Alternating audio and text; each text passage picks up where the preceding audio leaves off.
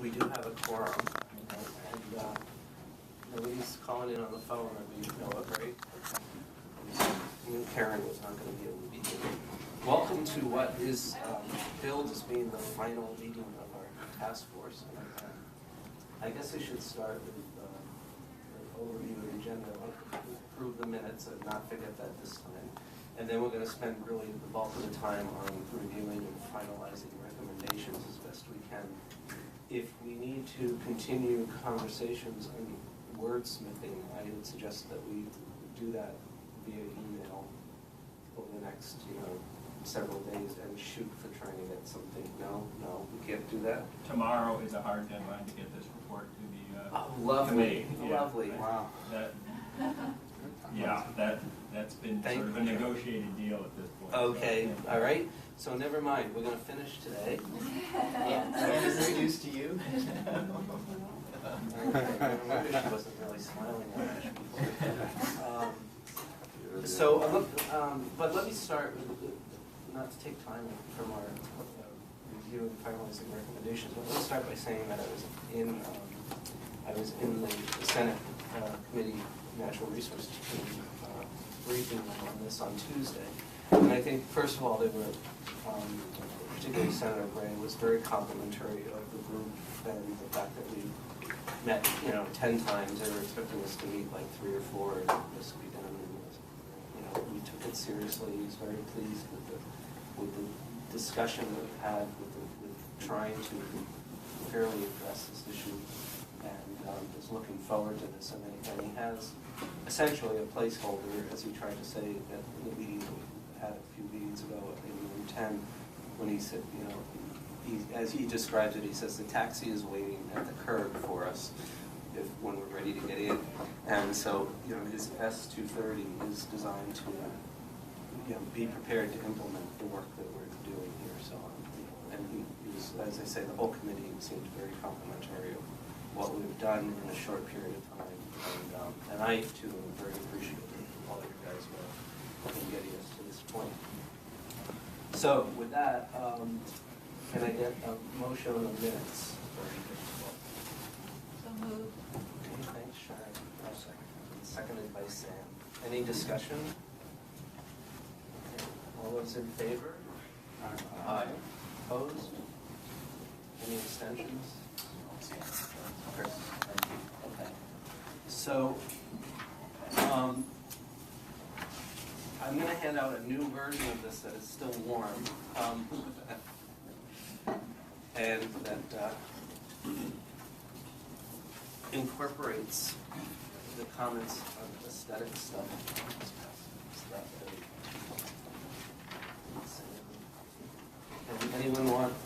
Anyone in the studio audience?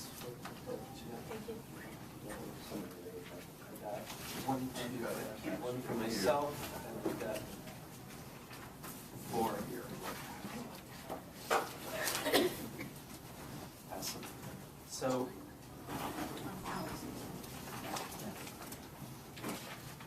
I think probably, unless people have an objection, I would like to start with the aesthetics section and finish that, and then go back to the whole.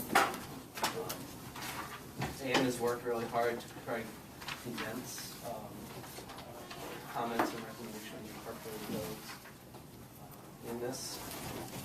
And I also need to do a general apology that I have a cold, and so I really can't hear anything. So if somebody has something to say, speak loudly.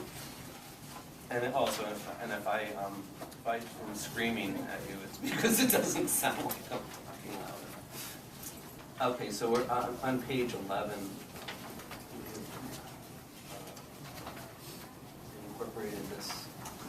Maybe since this is new, why don't I give us about 3 minutes or so to read through page 13, so that we be refreshed as to where we are.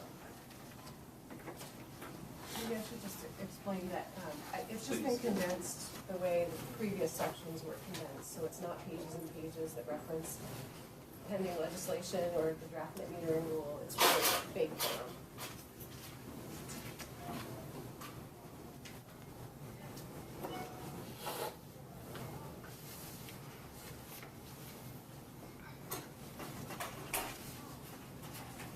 So what you're saying is the content is basically the same. The content is the same, but there's less of it. Right, right, so it boils down, now I Yes. get it, because there was a lot of stuff, key Yeah. points. And the other difference between this draft and what you saw is there's some additional flesh on the bones with some of the framing in each section.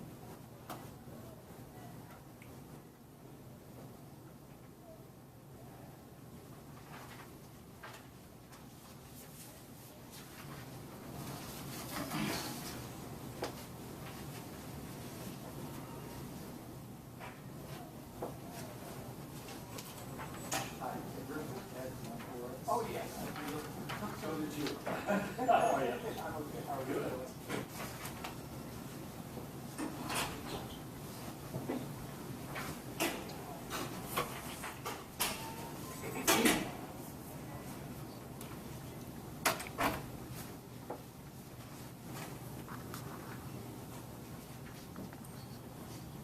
Those were actually on the previous draft, but I transposed them over. And I put your comment, Sharon, in the beginning.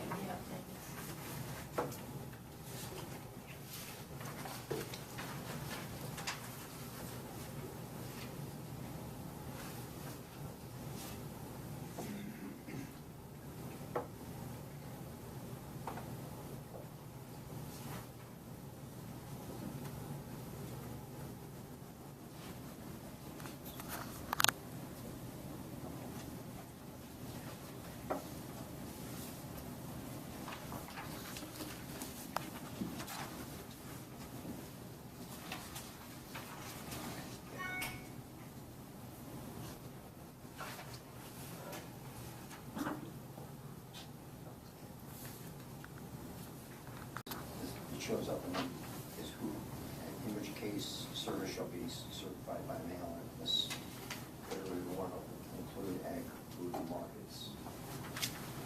And there is a change that if we were adopting the recommendation earlier to be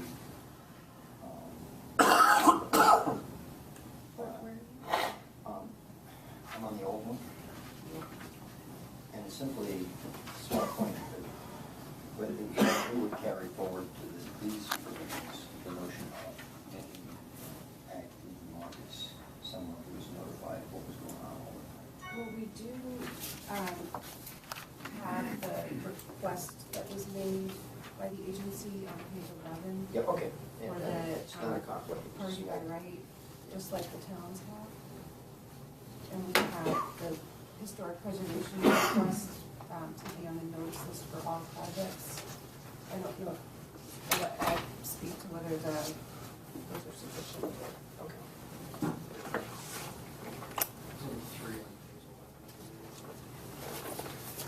Yeah. I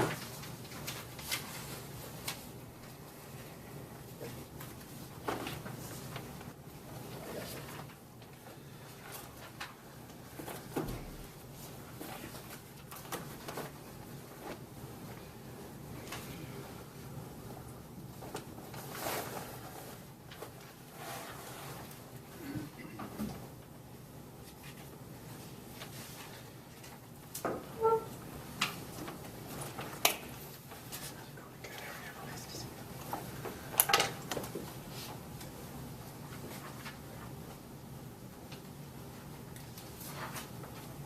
It's like silent reading. Yes, we're in silent reading. Do you have a copy? Yes. Starting at page 11. 11 to 13. There'll be a quiz after. Right.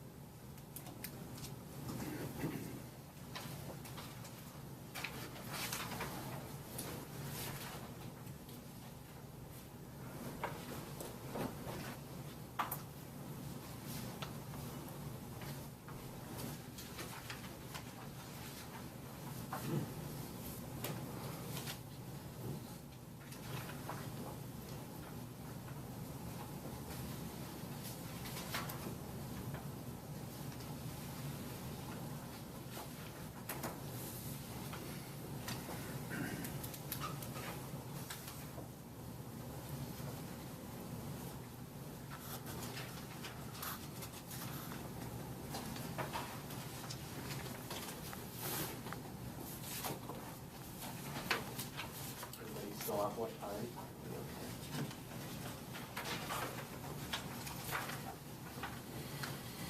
Okay, so we're on page 11. And the aesthetics.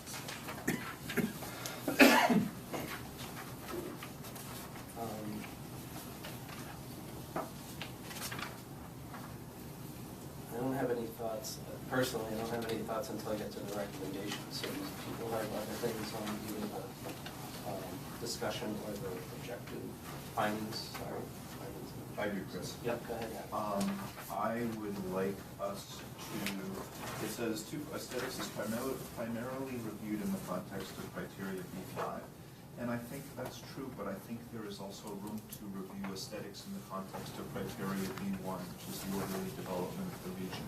So if town plans or regional plans are creating statements regarding aesthetics, the place to review them would be under B1, and I think it would be appropriate to include that in there. Okay, you're suggesting that be... The first sentence under aesthetics and environment, so at the bottom of page 11. Got it. I see it. And do you suggest that that's currently being done, or that we should be doing it? Well, so that's, if we're doing the planning, right? Yep, The yep. towns are doing the planning, the regions are doing the planning. The first place we're going to intervene is criteria B1, or the orderly development of the region. That's what those plans are supposed to speak to, and I do think that there's a place to consider aesthetics in the orderly development of the region. So, maybe I'll clarify my question as best I can. So, is the suggestion to say the task force also believes it would be appropriate to review aesthetics under B1 in the context of orderly development? Or do you think it's currently, that the board is currently doing it? This is really, I a think- discussion of what the board is currently doing, I think. And aesthetics is, I would say it's primarily reviewed in the context of criteria P5, but it should also be, and I do think the board will review it in the context of B1 as well, orderly development, if there's language in the plans and the regional plans to do that. So, So you suggesting just I adding think- words?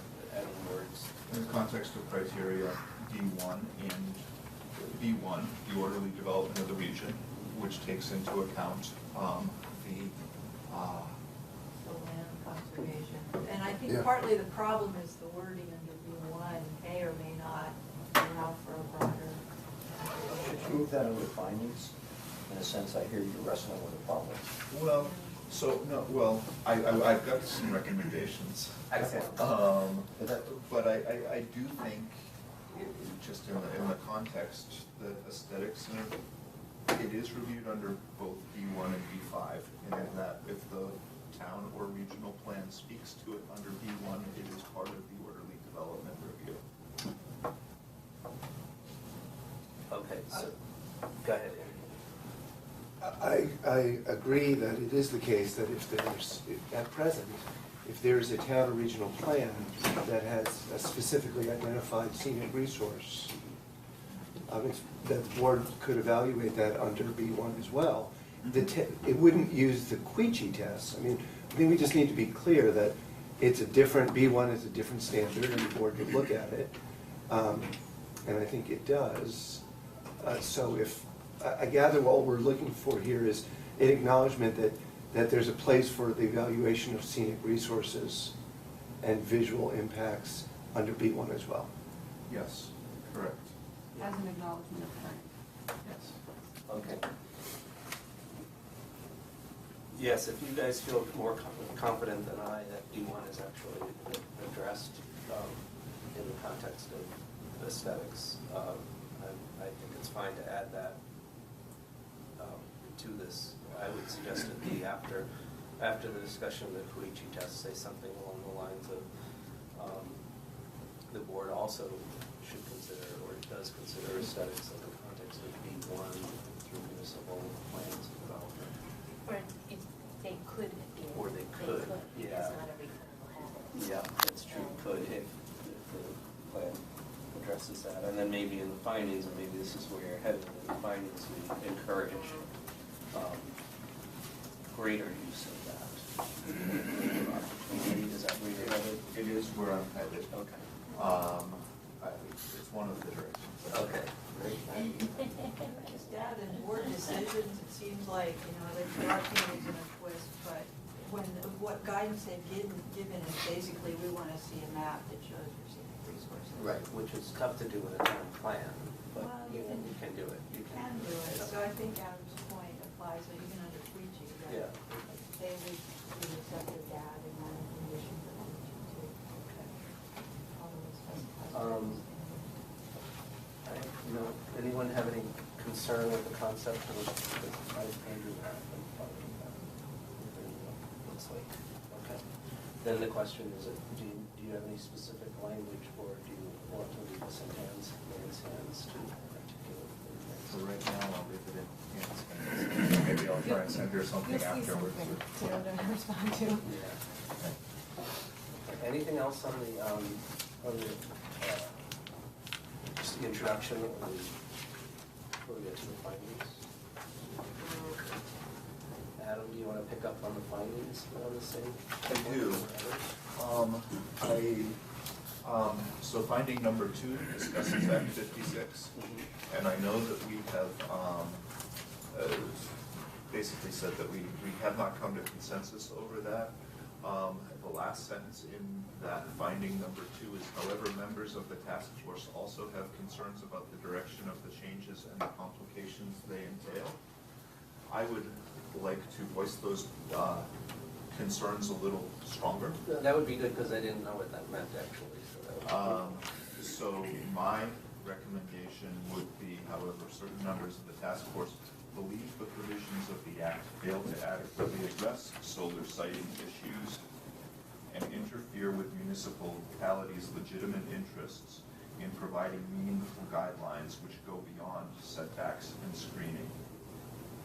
They urge the legislature to immediately revisit the legislation and include more meaningful siting standards. And I want to get to, as far as recommendations, then to support that, I'd like to get to the siting standards like those proposed by Gene Vissering, or David, or Mitch, or us in our guidance to the town plans. So Act 56 focuses on basically setbacks and screening. But if we're just focusing on setbacks and screening, we've missed the most important criteria, which is the actual site itself. Lipstick or screening and setbacks can really just be lipstick on the pig. If you pick a bad spot, I don't care how much screening you do or how far you set it back, it's still a bad spot.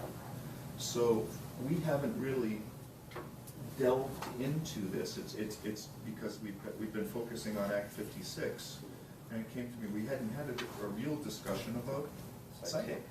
And so, David came and presented to us about some site-specific standards. Jean included a nice chart in her, and like I say, Mitch had some things, Sharon had some things, in the language that we've given to our plans, we've had the same, but they're all relatively similar. So just like, and I guess I would say, we've talked about good sites and bad sites for ag land. We've talked about good sites and bad sites for wildlife. There are good sites and bad sites for aesthetics, and we've included some provisions that go to brownfields and siting near commercial development and rooftops, and we've encouraged that, but we haven't talked about good sites and bad sites in open land.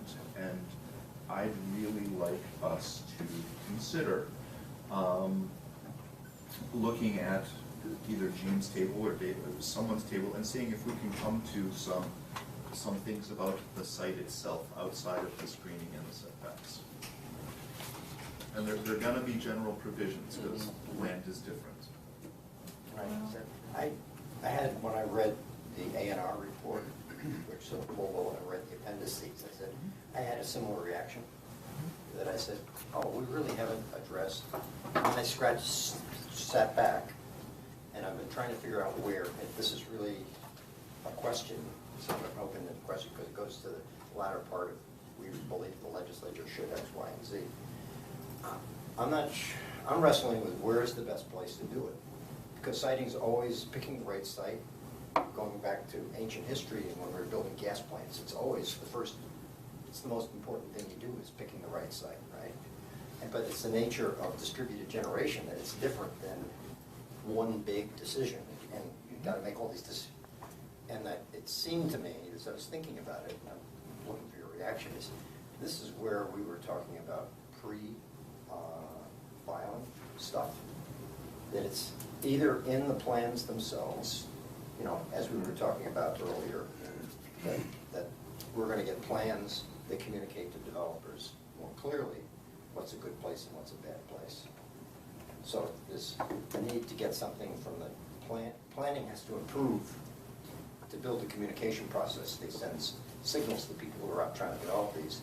And in turn, the developers have some major responsibility to be negotiating and finding a good site to begin with.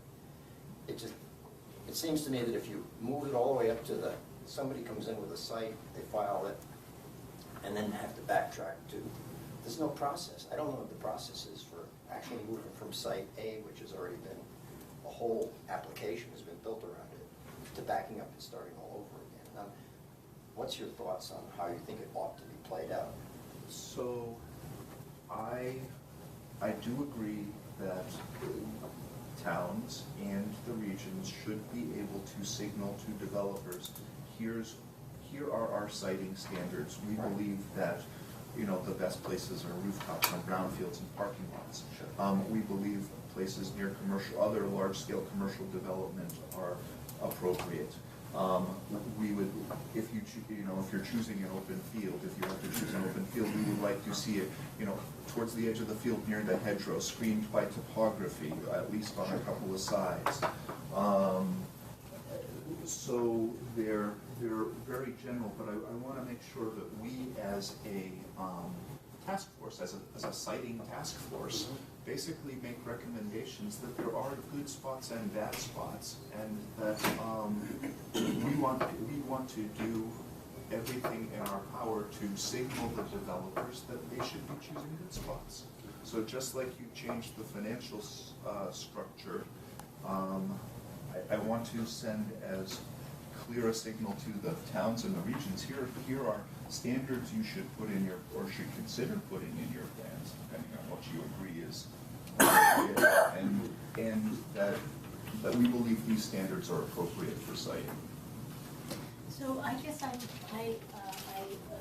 also am thinking about, like, how do you operationalize it, right? You've got a developer who is making, you know, some pretty significant decisions up front to invest in exploring a particular parcel. And so I think there's some obligation for communities, you know, regional planning commission towns, to they have strong feelings about, you know, where are the good spots and where are the bad spots, to be pretty clear on it. And you know, just as a corollary, that's been our approach in A&R, is okay, let's, you know, first up, if we want developers to make good siting choices, we've got to provide them information about, you know, about how we evaluate it, so that they're not surprised in the public service board process when all of a sudden we say, no, this is a deer wintering area, and besides it's a wetland, and no, we want them to get it right up front. So is there a way to nest any of this in the provisions where we're talking about plans? And, you know, because I think if this is in the regional plan, then, you know, that's the connection. I apologize. So, to a certain extent, at least in Addison County, we're already doing that. We're sending out when we get a 45-day application, we're sending out a letter that basically says, here's what we want to see aesthetically. And to a certain extent, the applications that we have seen since we started sending out that are most of them are vastly improved.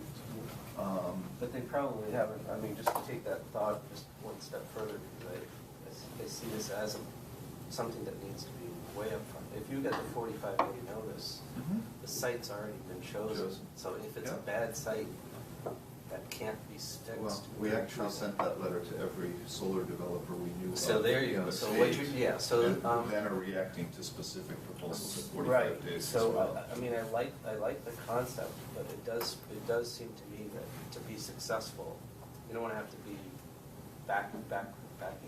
You wanna be able to get that message out to developers when they start talking to private property owners about potential sites, right? Well, my question is,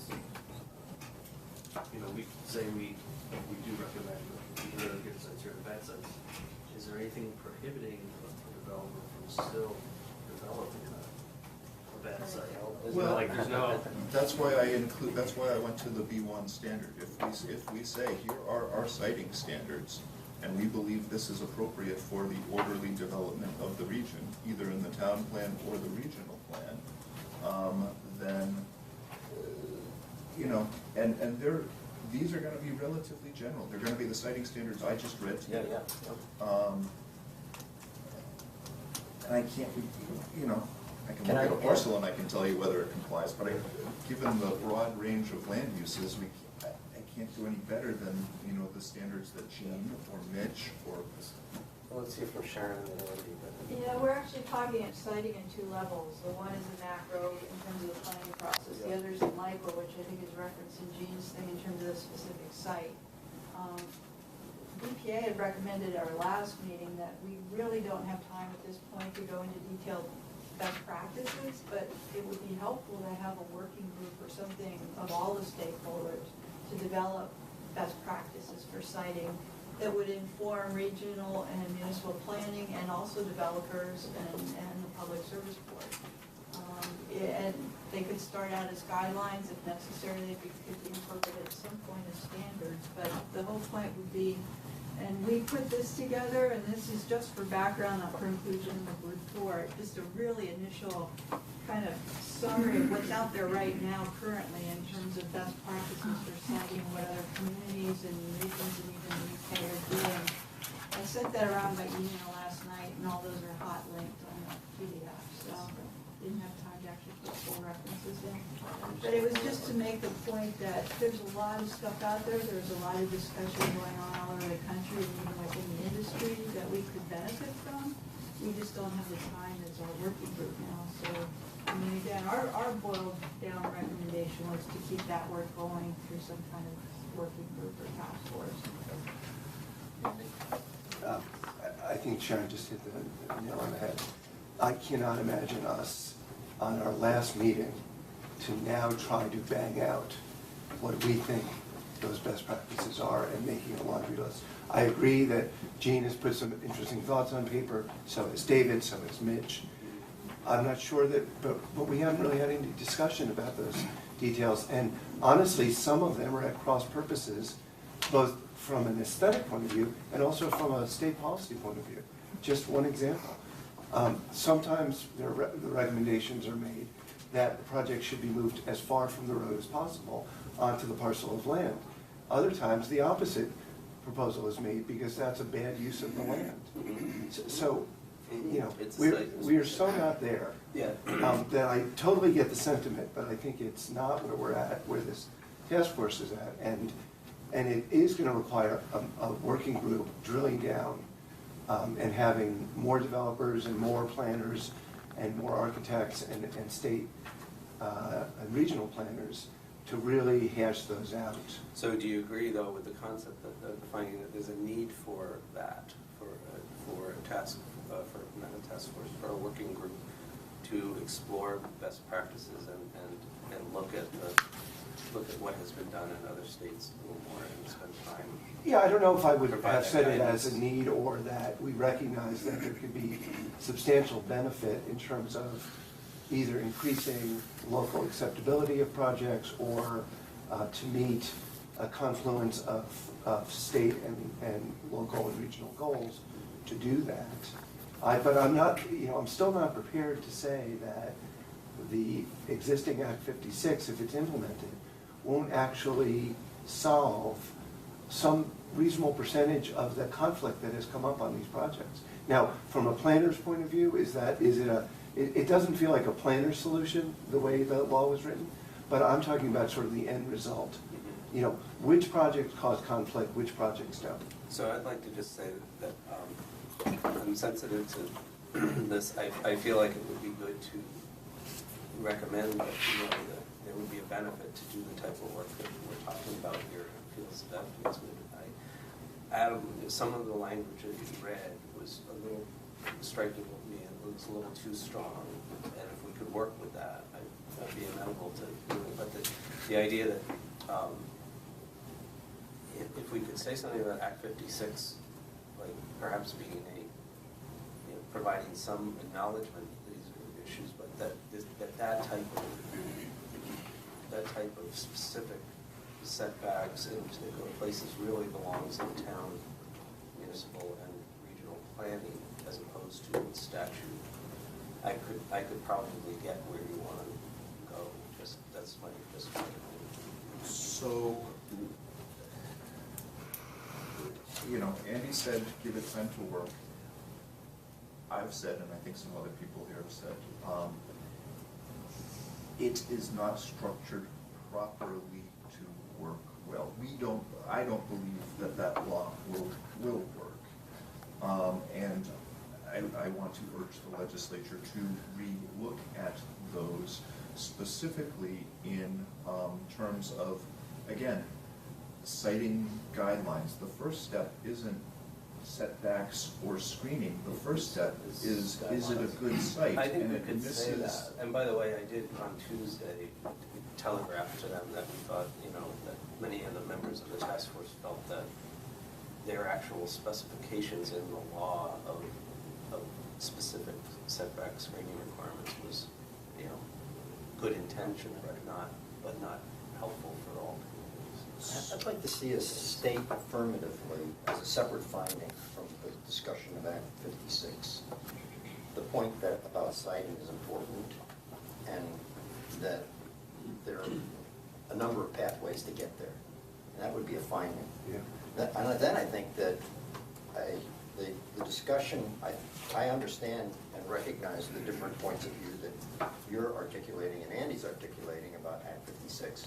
But that's, in a sense, that's a narrow implementation question. And I think I'd hate to see the basic principle that I embrace pretty strongly, because we've got to get the sites right or we're really swimming against the tide. That really should be a separate and distinct finding which we have consensus on, and not get the discussion about Act 56 to undermine that finding. I agree So, with that. yeah, so it's sort of the nexus between Act 56 and the whole planning section. And so I'm not suggesting, I don't think anybody is, that Act 56, it solves everything. Act 56 was a targeted, sort of narrow solution. It doesn't necessarily solve the big P policy issues, but we've got this whole planning section which is intending to beef up planning and incentivize the siting in other areas. And so, Sam, I guess I'm agreeing with you that we can recognize Act 56 for the limits of what it is, but also simply talk about the need to do other things in the sections that we have already created here. So it doesn't have to be a sort of trashing of Act 56. It can be an acknowledgement that I think the separate issues really. it only went as far as it went. Time will tell whether it has benefits or detriments, but in any event, we recognize that it doesn't necessarily go to all the issues that need to be addressed in here, and we address those in other respects. So I can be a little, as Chris suggested, a little more toned down in discussing Act 50. I agree with Sam. I think citing's a separate issue, and it's outside of Act 56, and I would like us to make a strong recommendation regarding the citing for aesthetics is important, and that plans should be able to adopt, and that the PSP should recognize desirable sites, undesirable sites in an aesthetic context. Let's stop. Can we stop there for a second? Sure. Anybody have significant heartburn with that? Because I feel like that works. Well, hold on. That last part of it, though, is really important. Yeah. Right now, our permitting process is not an alternatives analysis. It is not, did you choose the best site? Right. What are your other choices? It's, all right, you gave us this box, we're going to evaluate that box. That's So- true of all development. That is true of all development. So the last part of what I just heard sounded like the PSB might be assessing whether this is a good site, bad site relative to some. I got the sense that what we were talking about was there would be some guidance or document that the PSB would be looking at that the developer would have also had available to them at the time they chose the site, and the PSB would be evaluating whether they feel like the developer satisfied those criteria or not I'm on that not site. looking for a NEPA process where you have to Yeah. look at all Mhm. different alternatives. But I am suggesting that the PSB, we do have some citing guidelines here that's available to everybody up front, that distinguish between, in a general way, good aesthetic sites and bad aesthetic sites. Can we just play that out for a second, because I'm having a little bit of difficulty. So if one of those criteria was, all things being equal, locate a solar site on a previously developed parcel and avoid greenfields. If that were the articulation, what is the Public Service Board going to do with that? I mean, if a developer comes forward and they are in a greenfield because that's the best site they could find for a whole variety of factors, does the board say, you're not supposed to be in a greenfield, all bets are off? How does that tie into the Right. 248 criteria? Well, I would picture a letter or testimony coming from a town or a region that said, hey, we had this guidance, we think this project meets that, or we think this project falls short in certain ways, or please pay attention to that, and have the board look to, I mean, the board doesn't make any of this stuff up, right? It's all gonna be in terms of testimony coming in from somewhere, but I think And they have that to it's- tie back to a 248 criteria. Yeah, and I think the key word from what Adam was saying that I agree with, that the board should recognize the comments that are received from the community as to whether they believe those guidelines were met or not. They don't have to, again, And the not getting to. criteria within which to do that is, I think it's Is B1. Yeah. And the board could still say, we've taken that into consideration, Yes. but Yeah, as long as they can greater do public that. good, we think that this is So, Yeah. Right. yeah, It's so, back to this alternatives analysis idea. I am, with my my lawyer mind on, I'm having also a hard time seeing how this will be productive. Because it's not an alternatives, it is, there is this, constitutional right to due process and property ownership, and you've got this yeah, right that to come in. pesky stuff. Right, to come in with a project, the landowner has a right to, to develop their land according, with due process, has some limitations on it. So you have these general principles, but we all know from the energy plan that rooftops and parking lots isn't gonna meet our energy plan, right? It's gonna need a certain percentage, maybe, what is it, a third of what we're looking for? About, From already developed parcels, which means that, and I, don't quote me on the third, I was looking No, for the yeah. experts. No, I think, And, and so we know there's gonna be greenfield development, so given that there's gonna be greenfield development, isn't it up to the regions to, in their plans, or the towns in their plans to say, in my community, given what our topography is and what our view shed is, this is our aesthetic, this is what we think would meet an aesthetic criteria under either of the criteria. And that then gives more specific guidance to developers. And then that's what the letter is to the Public Service Department, saying, hey, they picked the one spot that we identified as being problematic, and can it be mitigated by screening? Yes or no? That would be depending on the site and depending on the opinion of the community.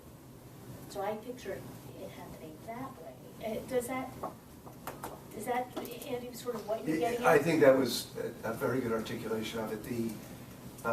Right, so it can't simply be, oh, it's a green field that sort of knocks it out. It's gotta be, it's a green field, and here's why this green field's important in a very particular way.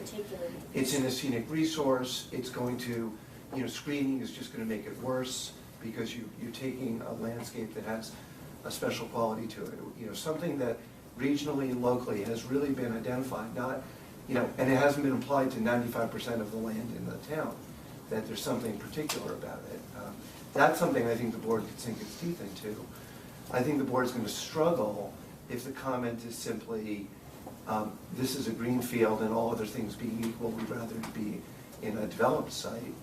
And again, I think, as the secretary just said, that really rubs up against the state goals and the reality of what can be accomplished on developed parcels.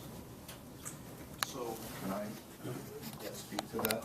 I'm not trying to, I don't think the board would pay attention, and probably rightly, given our energy goals, that if a town said you can't develop anything in a green field. I don't think they'd uphold that standards for some of the reasons Secretary Markowitz said about due process and such.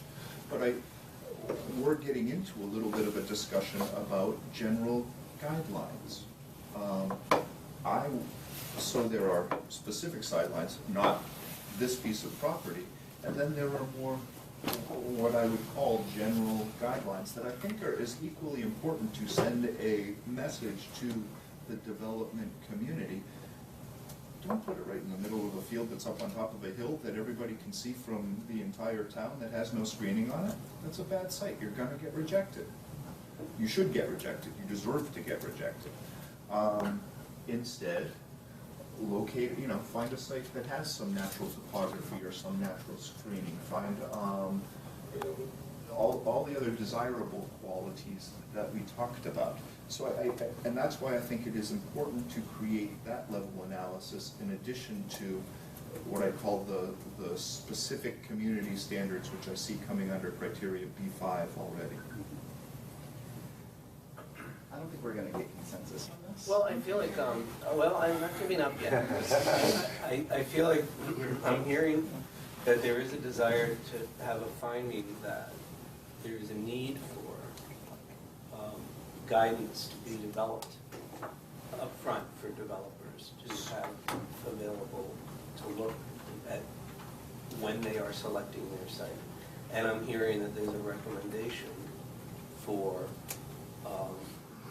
this work to continue in terms of best siting practices through some sort of work group. And then it really needs to be driven down to the local level. What's okay and what's not okay. I think global guidance is not going to make a good No, it is local. I don't think.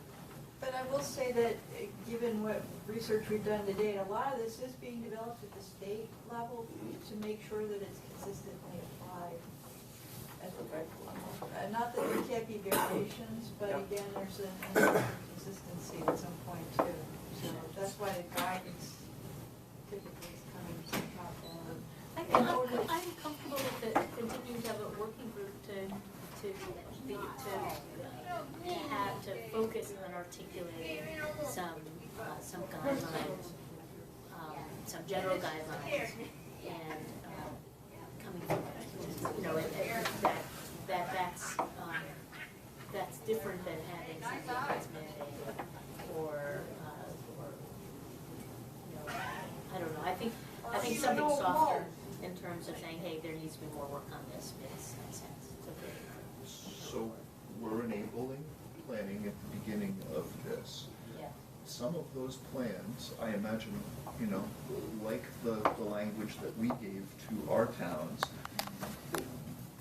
as the Regional Planning Commission, there's no way I can say, okay, in your town, it's just gonna be this one little spot.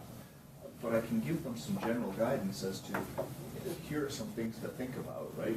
As you're developing your plan, good sites again, have some topography, have some screening, et cetera, or are pre-developed or brownfields or rooftops or things of that nature.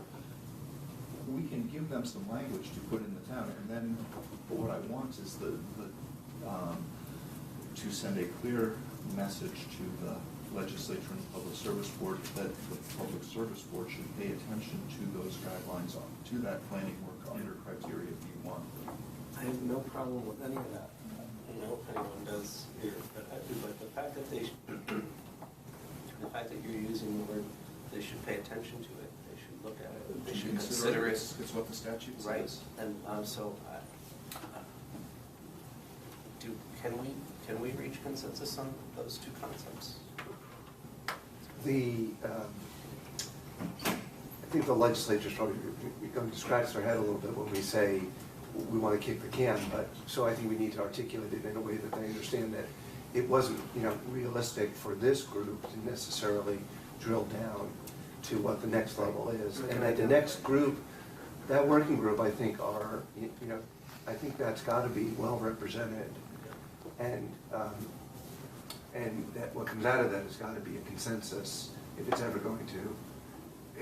I mean, as a matter of fairness, I think it should be a consensus. Now, I'm still not clear how that, unless B1 is changed somehow, or unless those guidelines are then adopted in regional plans, there's got to be a way for it to come into B1. I'm hearing that it's adopted as part of the Yeah. regional plans, or municipal plans, and then the town, and then people commenting on that either as parties or just simply sending letters. Okay.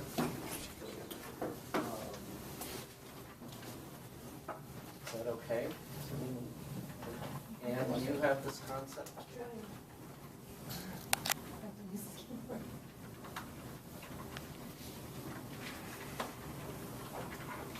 How's that fit?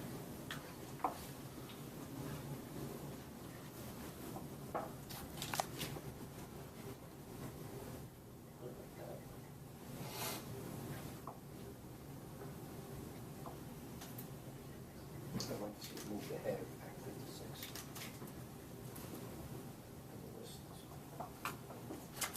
Yeah, yeah. Okay.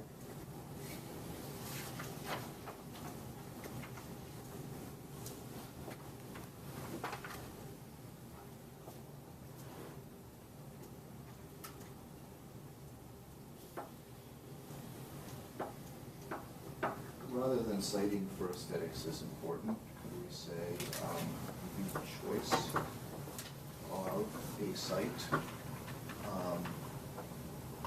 constitutes one of the most, or the most important element of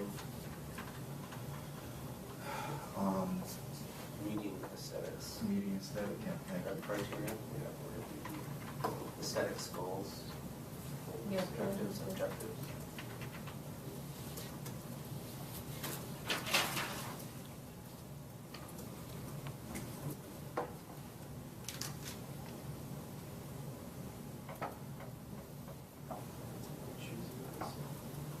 Your site selection. Yes. Yeah, site selection. Fewer words. And I would say can constitute, because it doesn't always constitute the most important part. Because you can also pick a great site and. Yeah, I can do a lousy job on a good site. Yeah. You do a lousy job on a good site. Can constitute. Maybe, or may, yep, maybe. Often. Okay. Ken is good, alliteration would constitute, that's good. Are you okay with that? Significantly better, yes. Okay. Thank you. Okay. And everybody else okay? And then we're gonna do a commensurate recommendation about a stakeholder. About a state work group, yeah. Oh, So, trying to- Yeah, but I wouldn't limit that to aesthetics. Right. I feel like that maybe, should that go in section 1 under the planning? Yes. Well, Yeah, You it's could not refer to it specific here. Aesthetics, it's a land use I issue mean, too. it is a land use issue too, but I want, You could put a recommendation here, okay, bear with me for a second. You could put a recommendation here that said, the task force identified in section 1 address the aesthetics guidelines as well, and those should be meaningful, consideration for. Aesthetics are an important component of land use and. So that you refer back to, but I feel like that the working group's objectives, the way you describe it, Sharon, are broader than aesthetics, really belong in the first section under planning.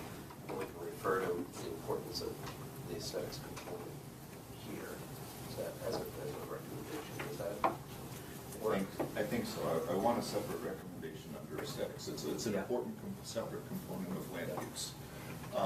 As to how, whether it's the same group or a different group that accomplishes it, I'm less concerned about. I thought that the A&R report that we received last week did a very good job of making the case.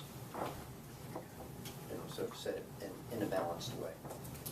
And I know that helps to refer to it since it's part of the statute called upon us to consider that, but it affected my thinking. So putting a light on the idea that we really hadn't addressed the question of siting.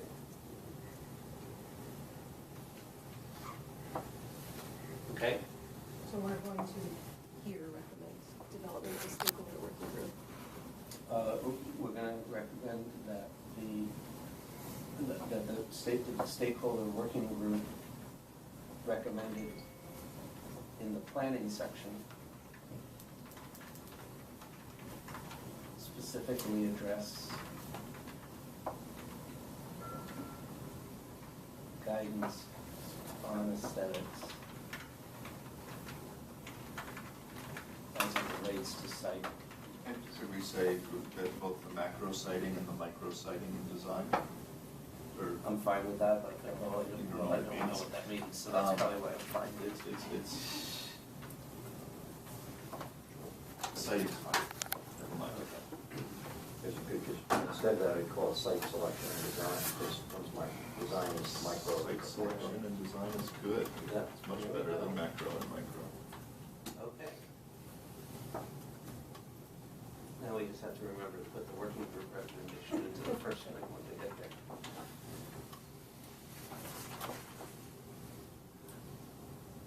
Okay, is that, everybody okay with where we are?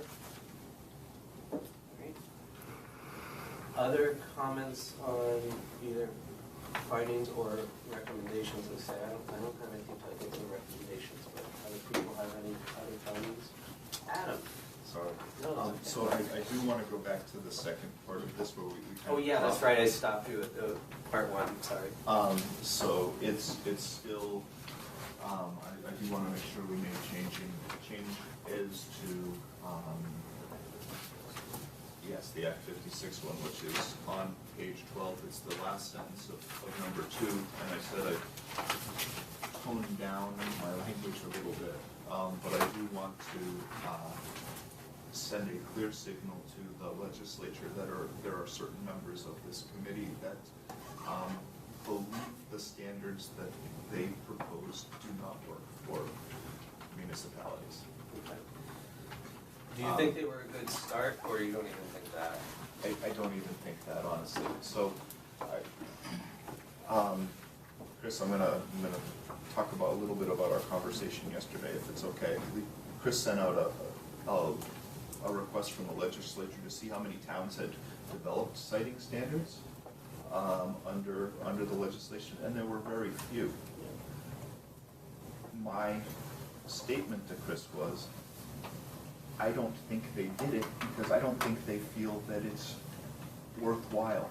Because the Act 56 missed the boat on citing in the first place, a discussion that we just had, the ability to put lipstick on the pig or to address screening in a manner where you have to address every other type of commercial development, and these solar sites are significantly different than a lot of other commercial development. You're trying to do different things.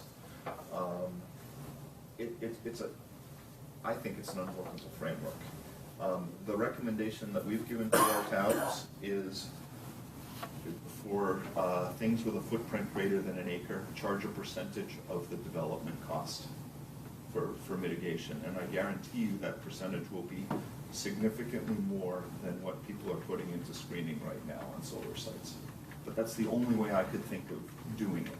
So that's the recommendation that I've given to our towns. So didn't Act 56 allow town, to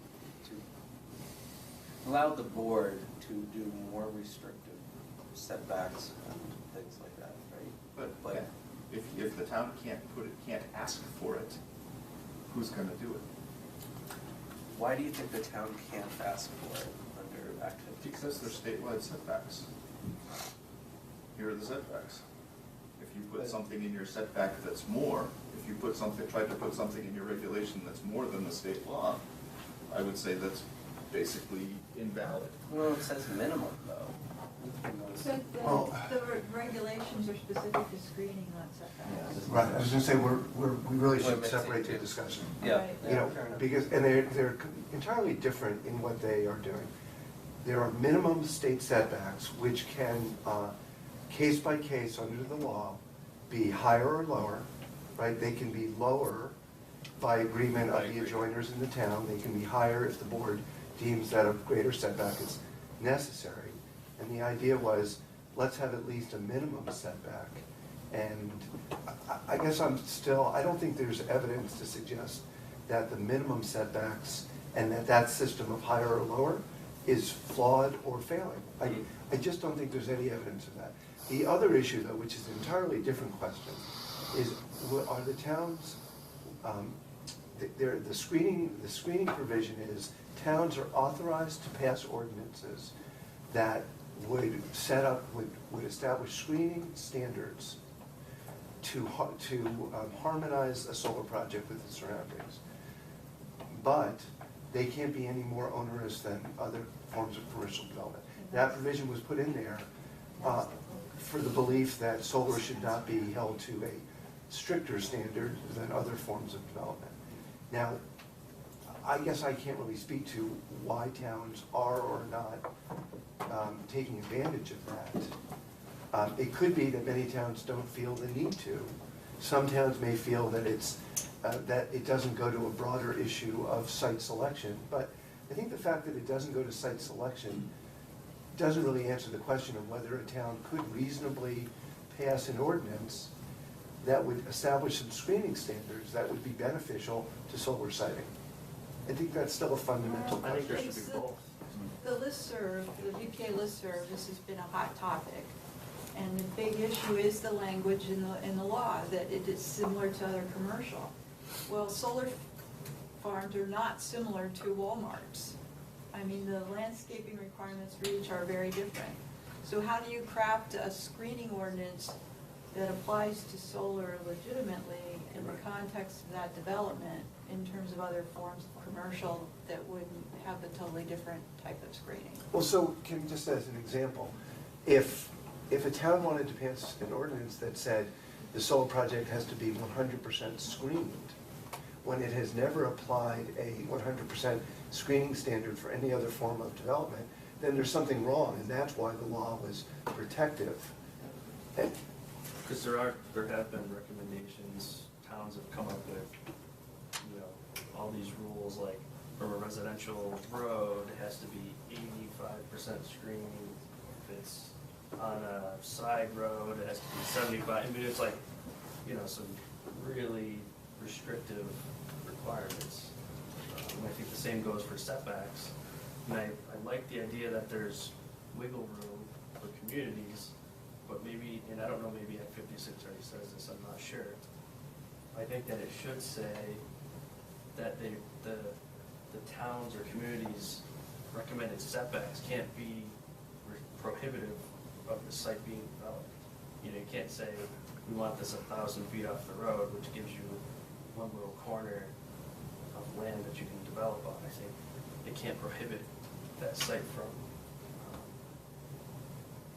being developed. Well, Act 56, between Act 56 and the language under Clichy, towns cannot regulate setbacks. So I'm trying to So the make. minimum becomes the default. I'm trying to figure out how to make this pig attractive without putting lipstick on So it. I don't have, can I just tell you, I don't have a problem with there being a statement in here that there are some, I think we should probably identify the members, because I hate the phrase, some members believe it doesn't go too far, you know, if there's strong feelings, why not just let there be a dissenting note? Well, because I don't, okay, frankly, I don't want to get You don't into wanna the get dissent. okay. I mean, we're doing really well. I'd like to Okay. keep us on that positive kind of track. My only concern with what you're saying, Adam, and like I said, I'm trying to make this attractive without, I don't want to throw the baby out, to use a different metaphor, the baby out with the bathwater here and tell the legislature that they should repeal this section of activities. I'd rather find a way to say, hey, understand where you were trying to go to, but we feel like there are other siting opportunities or for towns that the provisions need to allow for, or something like that. I don't have, I'm sorry, I'm not articulating it well, but is there a way to,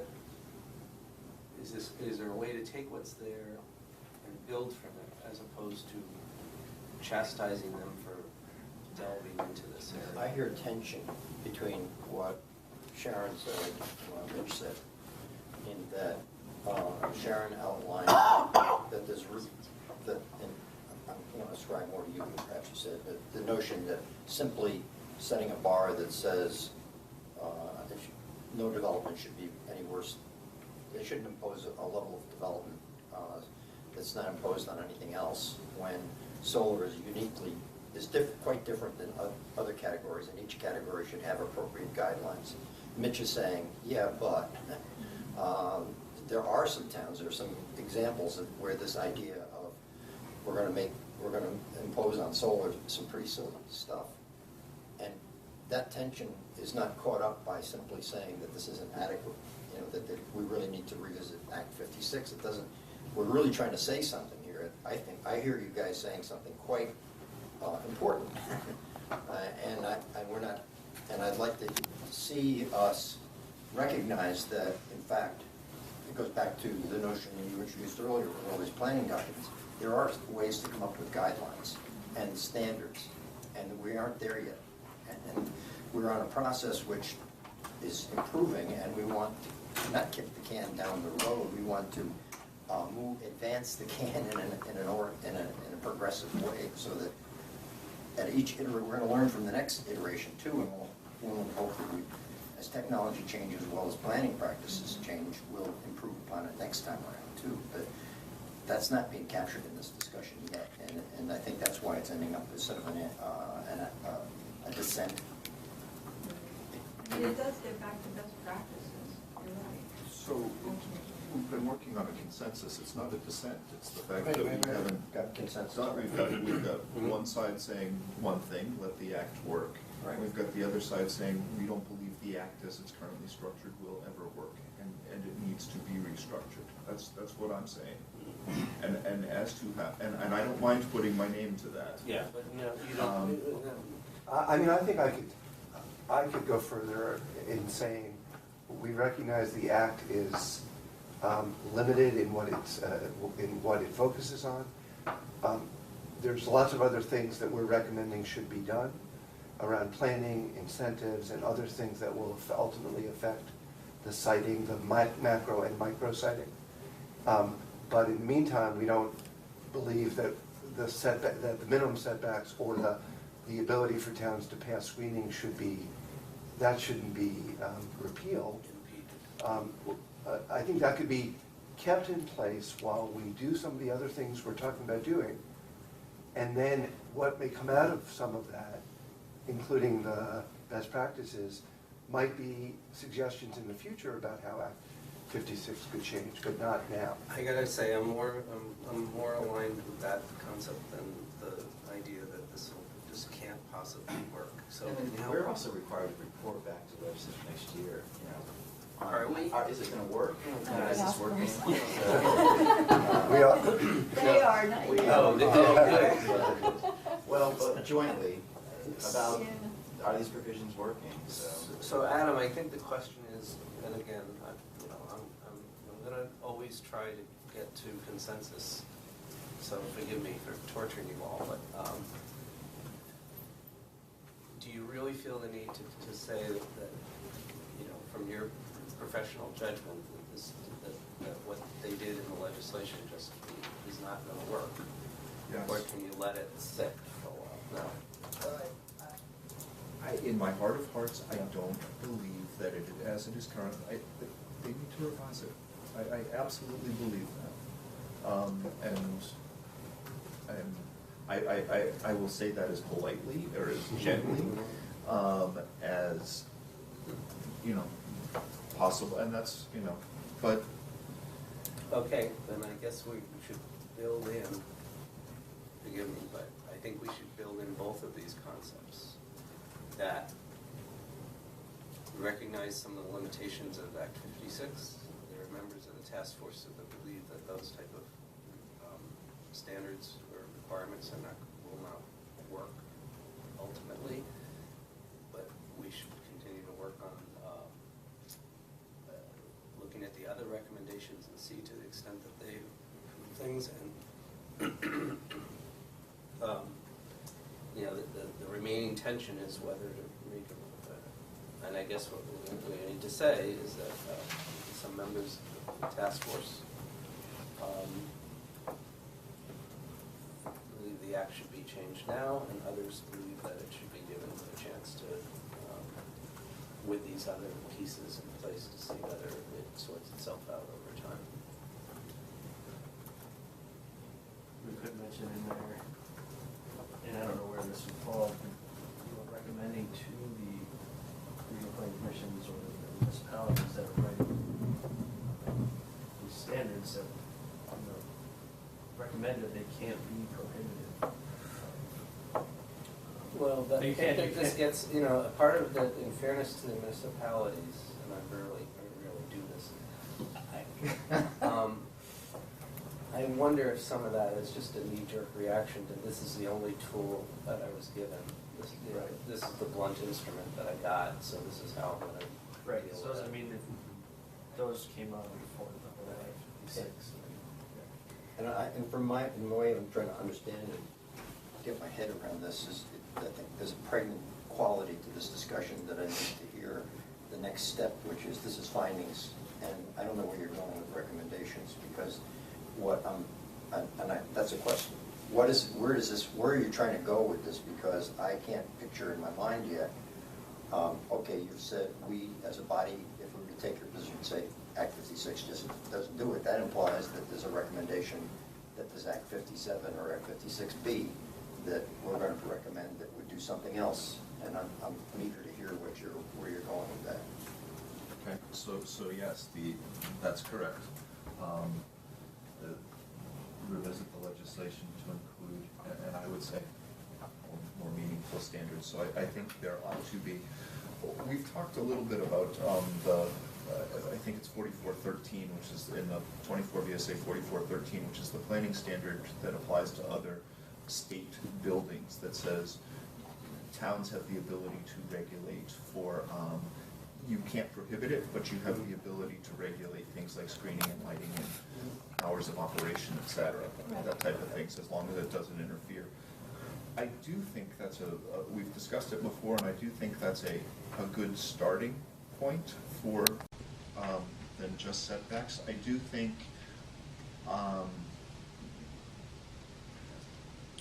so that would be one of the directions that I would encourage us to head.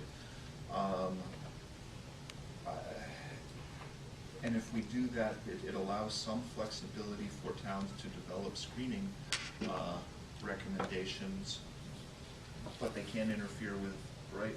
They can't be so prohibitive that you can't build a solar thing, or it becomes so expensive that it doesn't work financially. So that's one direction I would. Can I test that one with the group for a second? Sure. How do people feel about adding that into the into 24 BSA in terms of the ability of towns to make those type of judgments about the site plan, but not prohibiting it. Bad. Because I think it takes us down a road of sort of balkanization and not being able to meet our state energy goals. So I think it really is, it is, even if there's language like, but it can't have the effect of prohibiting, now every case is going to turn into some kind of economic analysis of whether a 200-foot setback or a 500-foot setback is going to make the project too expensive for the developer. So let me test that with you just for a Chris, second. can I read you the language of Yeah. this section? 'Cause Yes, that would be It might helpful. be helpful, just so we can picture what we're saying.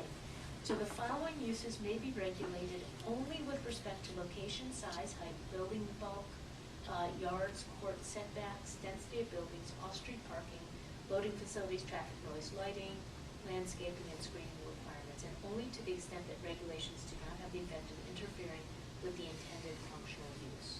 Then it lists state or community-owned and operated institutions and facilities, public and private schools and educational institutions, churches, public and private hospitals, regional solid waste management facilities, that are certified hazardous waste management facilities. And then it says, except state-owned and operated institutions and facilities and municipalities may regulate each of the land uses listed in subdivision 1, above what we just listed, with national flood insurance. And then this is where the exemption comes that we're currently operating under. A bylaw under this chapter shall not regulate public utility, power generating plants, and transmission facilities, and et cetera. So there's exceptions, that's the exception. But that's the starting point, and I think there's some language there that we're not completely together on, like the location. Yeah. Right? This allows municipalities to say the residential district, we're not gonna permit, we don't want, government facilities or in this or that district. Right. So, but parts of this, and it's really well tested. I mean, I know that's, whenever we're talking about citing a solid waste facility, nobody wants that, but it can't be prohibited. Right. It's that same. So what I was going to, thank you, Deb, that's very helpful, but what I was going to push back on you a little bit, Andy, was that, if you added to that list, energy facilities under, permitted under section 248 as, and limited the controls that Deb was talking about, I guess I would say that I don't agree that it would interfere with our obtaining our goals any more than a school, which it interferes with our educational goals or facilities. I don't see a big difference there, and having been on a development review board that has had to review many projects under that, I feel like it's, at least in my community, and again, I hate the fact that all these things are being recorded. I love my community. Let me start there. They often do some strange things, but I've seen them implement this section really pretty responsibly. Not to and make some projects better that would have otherwise. We had a school project where the driveway and parking was just bizarre. Like the kids were going to get clipped from around a corner when they were walking across the street, and the development review board made that project better, and they still were able to do basically what they wanted to do in the project. So I see more upside than downside in this, but I just threw it to you. I appreciate that. I still think that, for one, I don't think it would be fair to single out solar. So if you're talking about all I agree with energy, that. if you're talking about all, basically everything that comes before the Public Service Board. Yeah. I think it's problematic because I think you do end up creating kind of a dual system. We don't have a dual system right now. We have a statewide permitting program that has a set of factors that should account for the underlying issues, and I think going down that road is effectively, well, given the number of solar projects in particular that are coming before the board, is going to turn many of those into kind of a dual fight, a dual local state fight, and I don't think that's where we want to head. And so we don't think the answer now is to tinker with that statutory provision.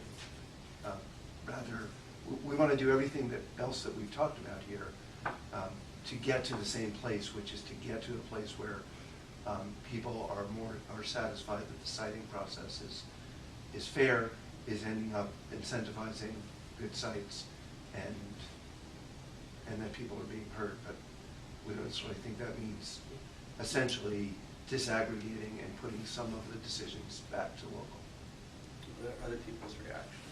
I would say that most states do have dual systems in there, at least dual systems, but they're based on the scale of the project. So larger projects come under state review, smaller projects come under local review.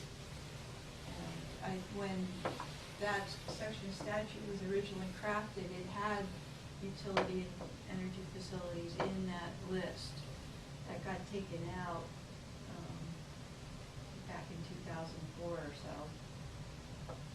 And I think a lot of us would like to have it put back in at least for smaller projects that are reasonably regulated at the local level. There's no reason the Public Service Board should be regulating panels on somebody's roof. And so remember we talked about this at the last meeting, and somebody would do a little research to see whether or not whether or not that creates more bureaucracy or less, whether or not we're able to disconnect the smaller projects from the Public Service Board for connection reasons, thinking about grid. And again, most states do, partly that's what led to trying to create that list. Most states do also limit local jurisdiction over, so that they aren't prohibitive. Yeah, So they set limits on to explore that option. the level of jurisdiction, but it does assign jurisdiction back to most states. Or, in some cases, counties, it depends on the. So Chris, I'm gonna back up actually, because I was not trying to create dual levels of regulation. I don't think that does us a lot of good. So that wasn't my intent by pointing us there. There you go. That's why we have these discussions. I was trying to get to, I was trying to answer Sam's question. Yeah, in yeah. how, what's a mechanism where we might make some recommendations to the legislature. I actually can go back to not having, being able to put some general guidance in the town or regional plan saying, screening, your screening shall be 20-foot wide with a variety of native plants that will grow to a height of able to basically block the solar panels within a period of 5 years, or something like that, some general language like that. And currently, that's not allowed because that resembles zoning, so they will ignore it if it's in the plan. We're gonna try, it's been, that's been a problem. Right. Sharon's right, but that's where I'd almost rather go rather than creating a dual system. So answering Sam's question in a different way now that we've explored that a little bit. And what I hear Adam saying is that it's that tweak to the Act 56. Because what he just said, I think, was if Act 56 really allowed towns to do that, but because it has that limitation that it can't be different or more onerous than commercial development, then that is hamstringing towns. I don't want to put words in your mouth, but I think that's what you're saying. Otherwise, the towns actually can do that right now. They can articulate those screening requirements. It's this connection to other development. And I don't know how to deal with that, because on the one hand, I understand the reason it was done. Yep, same here. But on the other hand, if it's being interpreted in a way that is not allowing towns to pass reasonable screening requirements, that wasn't the intent. Right. And I had a similar comment before about not holding them to a higher standard, and where that came from for me was just that fundamental question of, you know, what is so awful about solar that it has to be invisible? It wasn't that, you know, that's where I was coming from. Yeah, for me, the part that makes me nervous about that is just the feeling that, oh boy, they're not as ugly as people think they are. And I think that's something that people would get used to over time, but I understand the anxiety associated with it. But boy, I would have much rather regulated the big satellite dishes that everybody put out in their yards in the 70s, right? Or Yeah. the poles and wires that we have all over the place, you know, but we absorb those. Is there a statement that goes along, that speaks to Act 56 that addresses the unintended consequences and recognizing the difficulty of, on the one hand, just capturing the discussion that you two were making that thought articulately? We could recommend that the legislature consider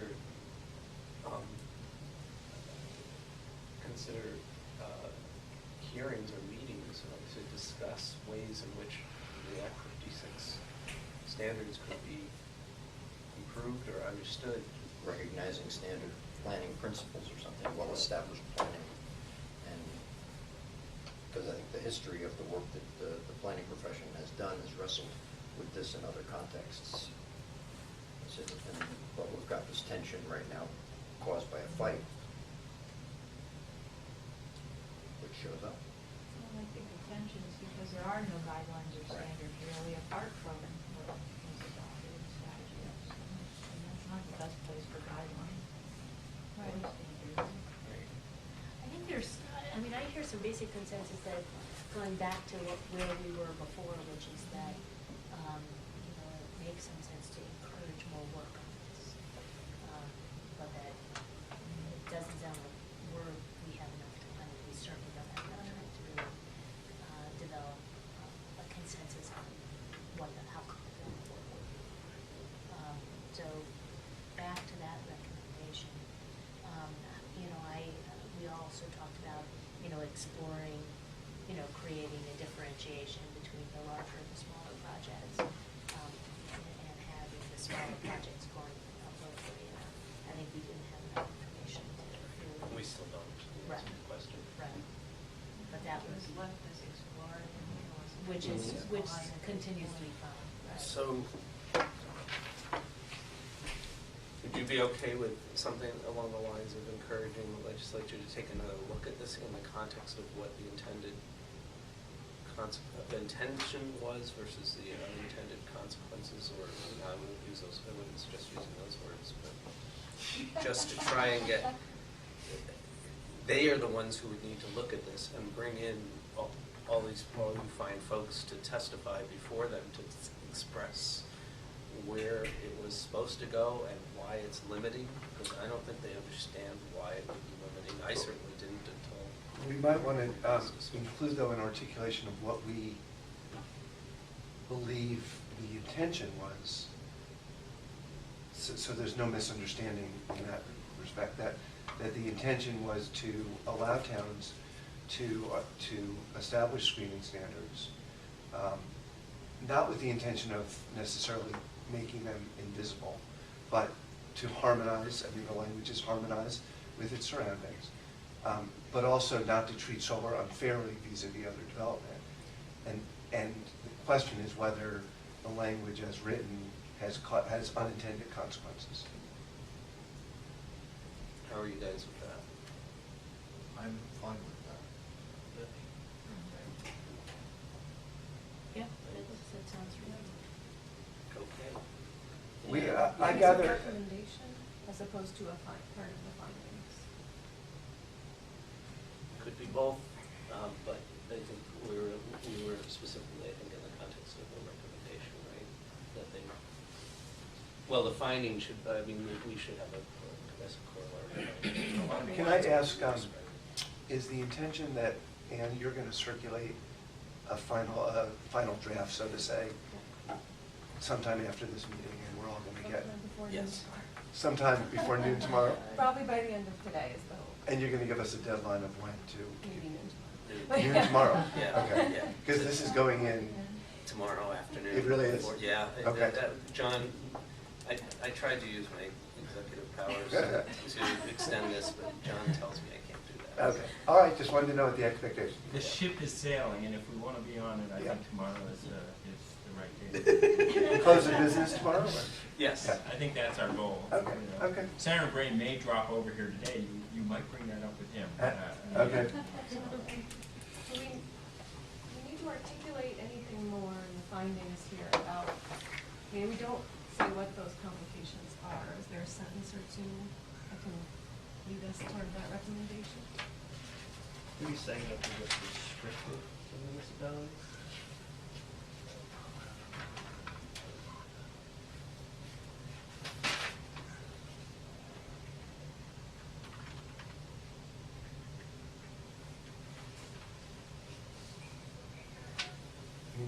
I think you need some kind of description, like restricted to municipalities, just us undermining or not Limiting. enabling or But it's also limiting. cut the other, I agree, it's cut the other way. You know, like Midge, I have observed some municipalities coming up with really things that are beyond the pale. Right. You know, that the view shed can't be affected by more than 5% when you're, you know, standing at a certain distance. I mean, it was, so it's cut both ways. Yeah, okay.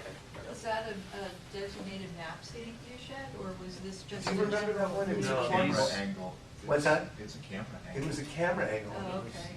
And this was like, these were all coming out in response, I think, to, you know, basically If we trying can to. only do this, we're gonna do this. Yeah. Right. Because, I mean, the preference would be to have a mapped view shed, and some towns have done that, very few today. And then you might have some standards like that.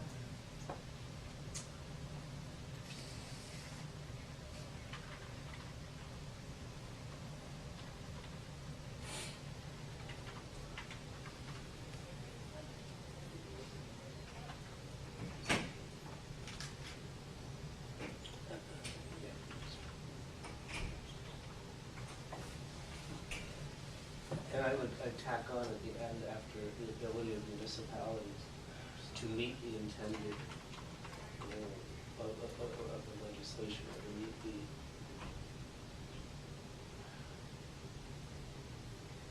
I don't, that's where I'll stop, I don't know.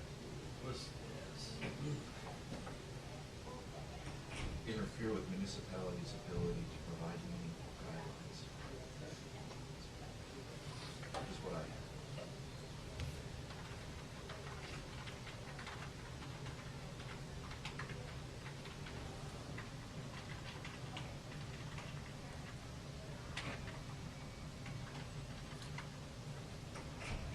Can we substitute limiting for interfering?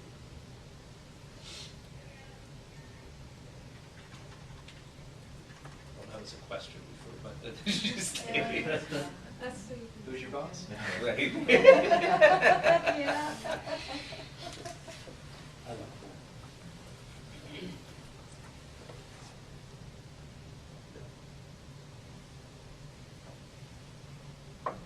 Okay, let's go back just before you leave. So again, pushing us to, and I actually think with this, would people be comfortable taking out the some members and leaving it as members of the task force have concerns? I cannot see that from here by any stretch. Okay, so you're So fine my- with it? Some- Yeah. I'm great, that's all good. Yeah. Part of the sum of fine Some vision challenge members. Some vision challenge members. Oh, look, she can make print. it bigger. Characterized as badly.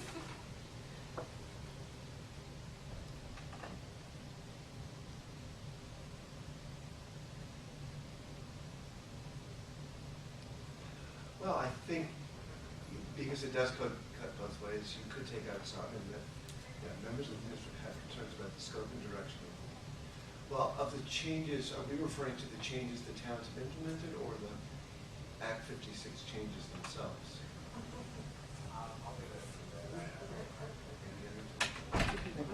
I think it could be both. If we took out changes and said legislation, it would be Act 56. I mean, if, How about direction of and implementation of Right. the statute? okay, so as long as it captures. Both concepts. Right. Yeah. So the direction and implementation of. So then the scope, comma, direction, and implementation. So that would capture, as long as we sort of have a meeting lines about this, that means that some of us think that the way it's been implemented by some towns is problematic, Mhm. or that it hasn't been implemented by towns Because because it's too restrictive. or has other issues. Yeah. So, but we can take out the complications they entail, because we have the unintended Yes. consequences. Yeah. And so I it'll be agree. easier to understand I that. agree, that's nice. Is this limited to the setbacks and the screening, and not the parking stalls? It Yes. might be We worth, should, yeah. yeah, focusing in on those. Maybe I just saying in relation to this. Unintended Limitation of consequences. this. You want to take that out. And their how about and their unintended consequences, and then and their. Because, their unintended consequences is, and then, I don't think we should put limiting the ability of municipalities to provide meaningful siting guidelines. And that's because that, some people think that others, like there's I'm not sure there's clarity, I'm not sure on that. And the above covered. If you take that out, it Doesn't loses get its it? meaning for me. Okay, all right, now let me take a look at it one more time. Doesn't it remain to be seen? I mean, Well, we have concerns that it could.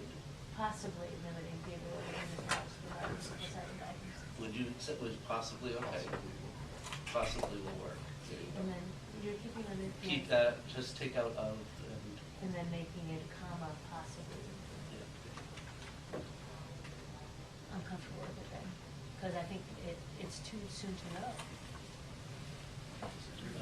So we need to, I know. bring in there what John was mentioning about that it's, as it pertains to the siting and setbacks, or I'm trying to see if setbacks there's- and screening. I think that specific thing, but is there a way of concerns about the scope, direction, and implementation of You say these. How about we leave it for now, we can all send in comments by noon if there are other things we need to get to. Yeah. Yeah, right. I'm willing to adjourn the meeting and just let Ann finish this. Be all over the place, no one's happy. Okay, I mean, look, this is taking a lot of time, but we haven't spent a lot of time on this section, and I think this is actually very good work, but I realize we're gonna run out of time. to keep doing this. So. I have a much more mundane comment Excellent, let's do that. on the next finding down. This is just a sort of a clarity issue. This is about screening, the effectiveness of screening due to plants dying, I think. Yes. And it says, it is possible for screening to become less effective over time, especially without proper maintenance. If you were reading this in a vacuum, I don't know that you would know what that means. It's not, it only becomes less effective if plants die. I mean, that's really what we're talking about, so. And they already have to replace all. And so I guess I would, let's just take out the sort of buzzwords, effectiveness, and why not just say, landscape mitigation can die over time and needs to be maintained and replaced when needed. I mean, just be more direct about it.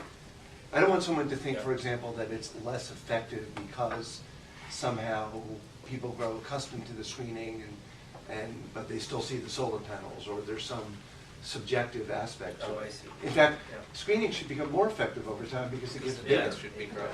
The solar So less effective as a consequence. there you go.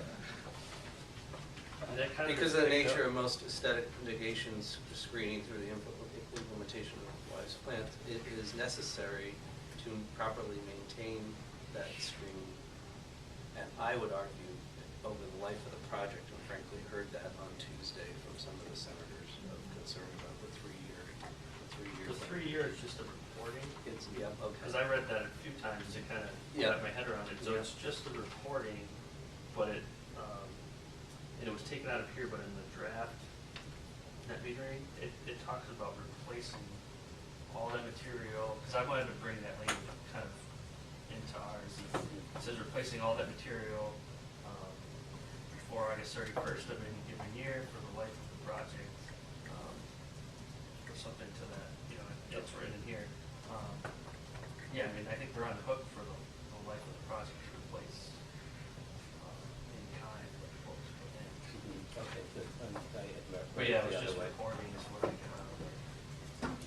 I'm fine with this stuff, but was our discussion regarding the need for more enforcement just limited to screening, or was it a broader in relation to all the conditions? I think it was broader. For example, mowing or litter control or. Or even stormwater management, or, Yes, I don't know, Madam Secretary, how do you feel about stormwater management issues? I keep hearing those come up, but I don't. It's already covered by a permit program. Is it a general permit or a specific permit? It depends. Okay. but it's, Are they? I know it's enforceable, the question is it enforced? Yeah, absolutely. A lot of towns regulate wetlands because they feel it doesn't do it. So towns have regulated wetlands in the past, so we have a new state wetlands law that covers significantly, is really a revamp program as a result of the earlier concerns. So I'm not aware of. Well, it's just an example. Yeah. But I know that a lot of But- these don't even trigger a Right. stormwater Stormwater permit. That's Right, right. so Be because very there's not a few. pervious surface, so it's, Right. so where our stormwater permits come in, that relate to the construction. So, where you're doing Sure. slopes or, but it'll only apply if there's a certain amount of disturbed soil, so,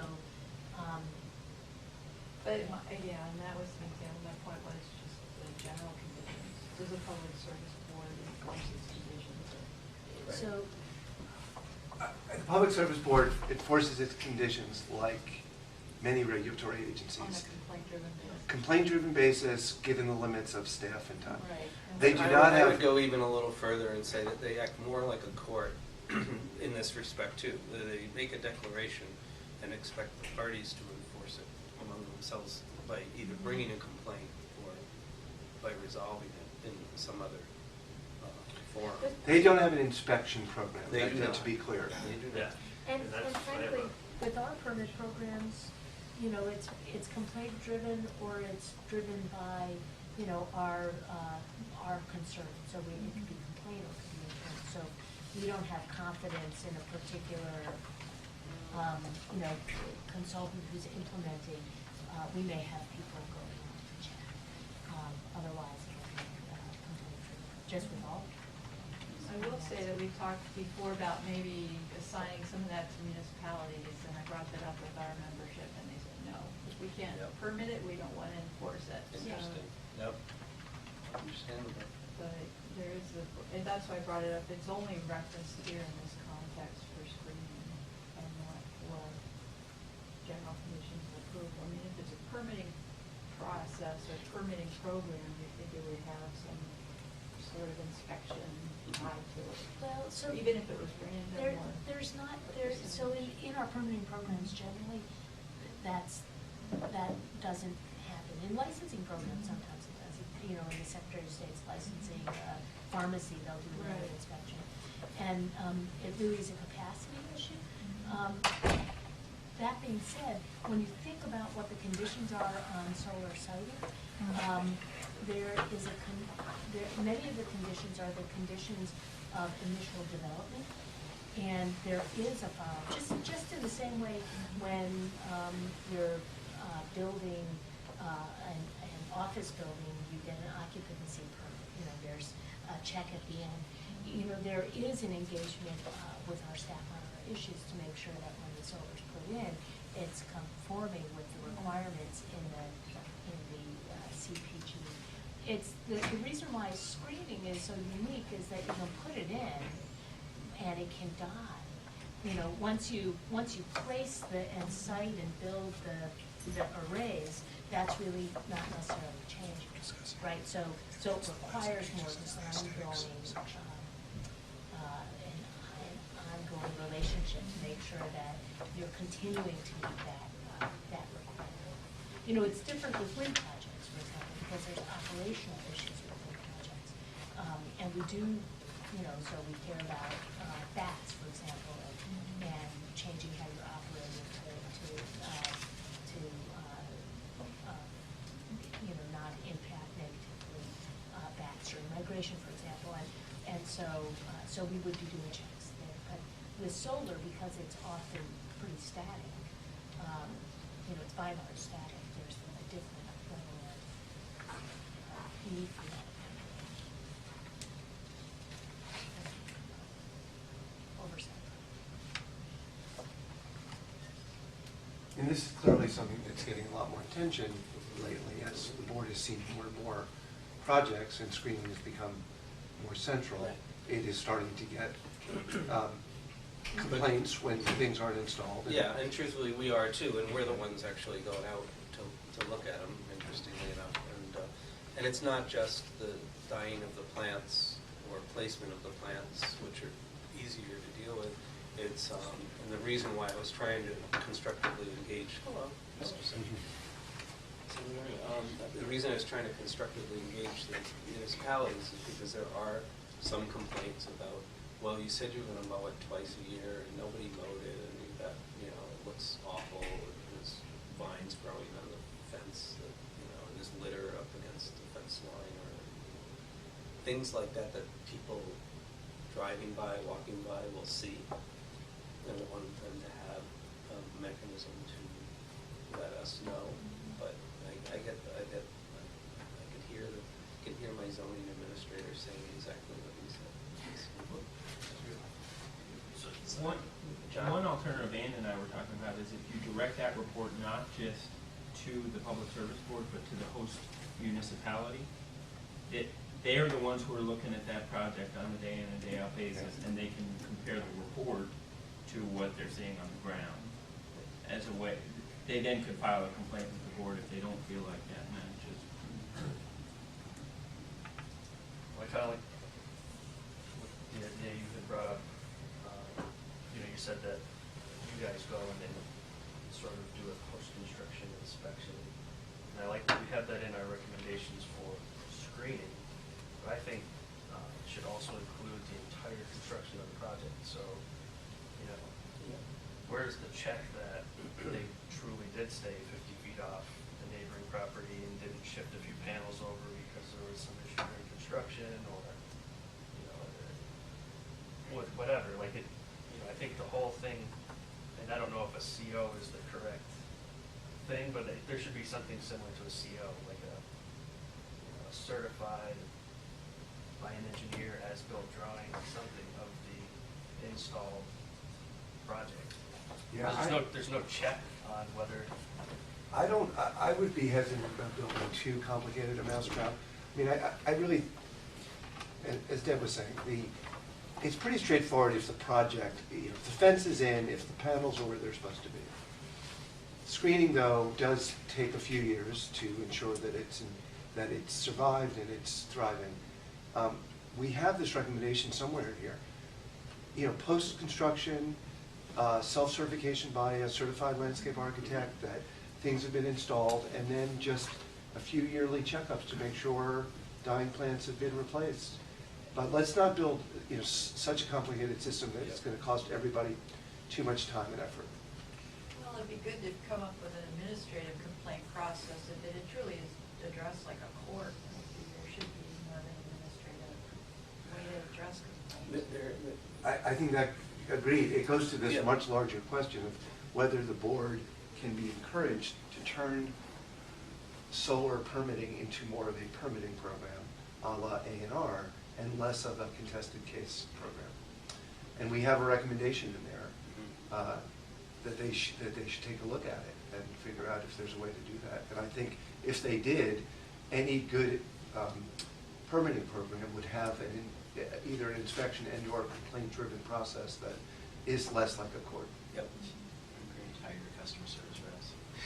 Yeah. I mean, it's a recommendation, Yeah. essentially. So, with that in mind,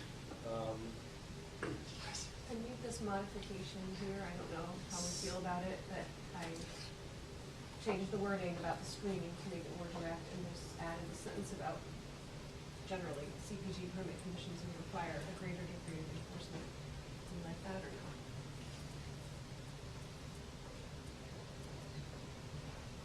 I would rather say degree of compliance follow-up than enforcement.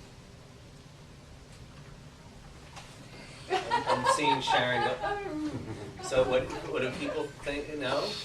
Say that again? Follow-up instead That of. sounds a little more relevant, sorry. Does it? Okay, I mean, we can use enforcement. Not- I should call it a check-in. Oversight? Oversight is the Compliance right one. oversight, Yep. thank you. Sorry. I think Amy was right about, that's the last sentence, the vegetated screening, for instance, can become less effective, like it doesn't, Yeah, can die. yeah. I would just say, for instance, needs to be, I would put it in a positive. Yeah. Vegetated screening, for instance, needs to be properly maintained over the lifetime of the project. Yeah. Is that okay?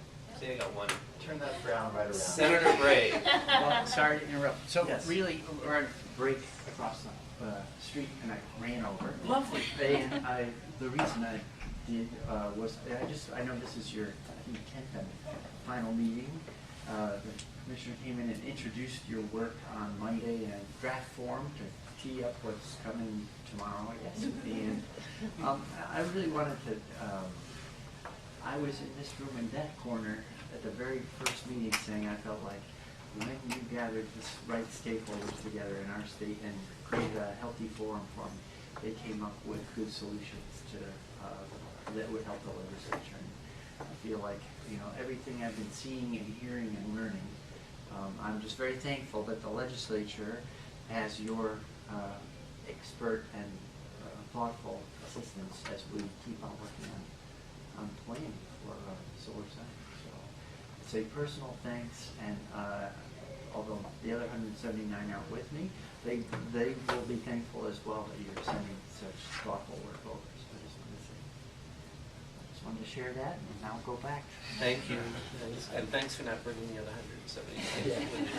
They're pretty noisy. Thank you, Senator.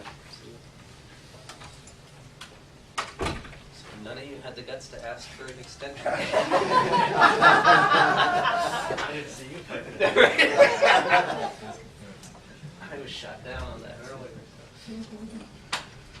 Okay, very good. Any other thoughts on the findings? We really need to get to the recommendations. Yeah. I know. There's other stuff. And there's other stuff, right? There's other stuff. The stuff, everything else you've seen once or twice before. Do you think we can get through this in the town allotted, or What time is it? It's 11 now. It's 11.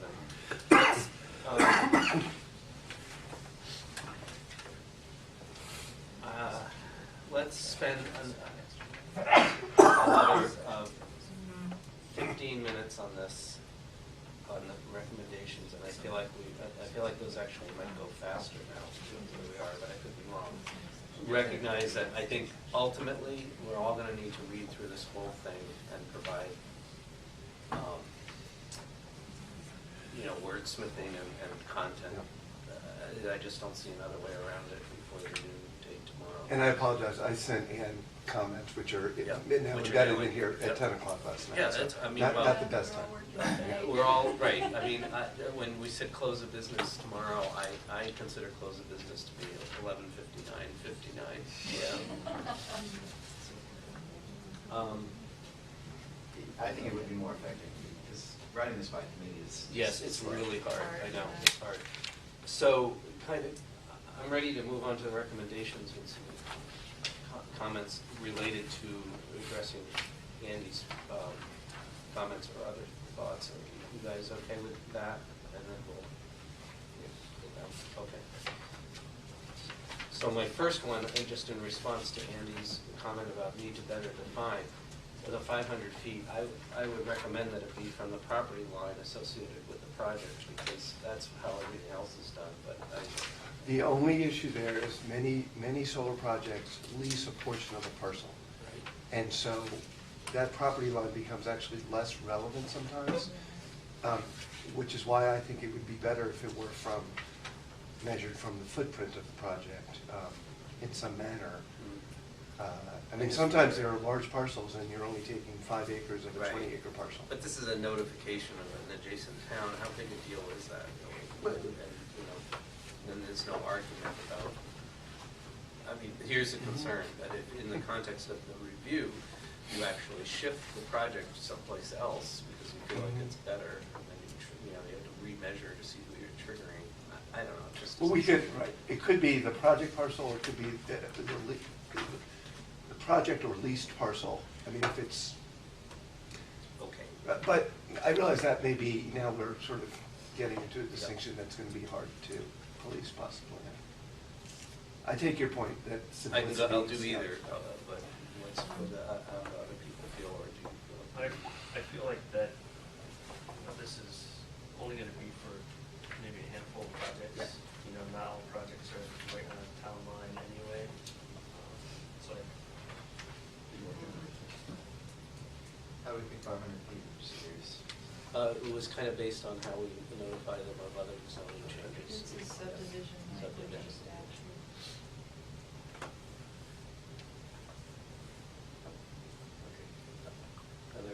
Okay, so where are we on this one? I think 500, the way it's written is fine. Just not clarify it?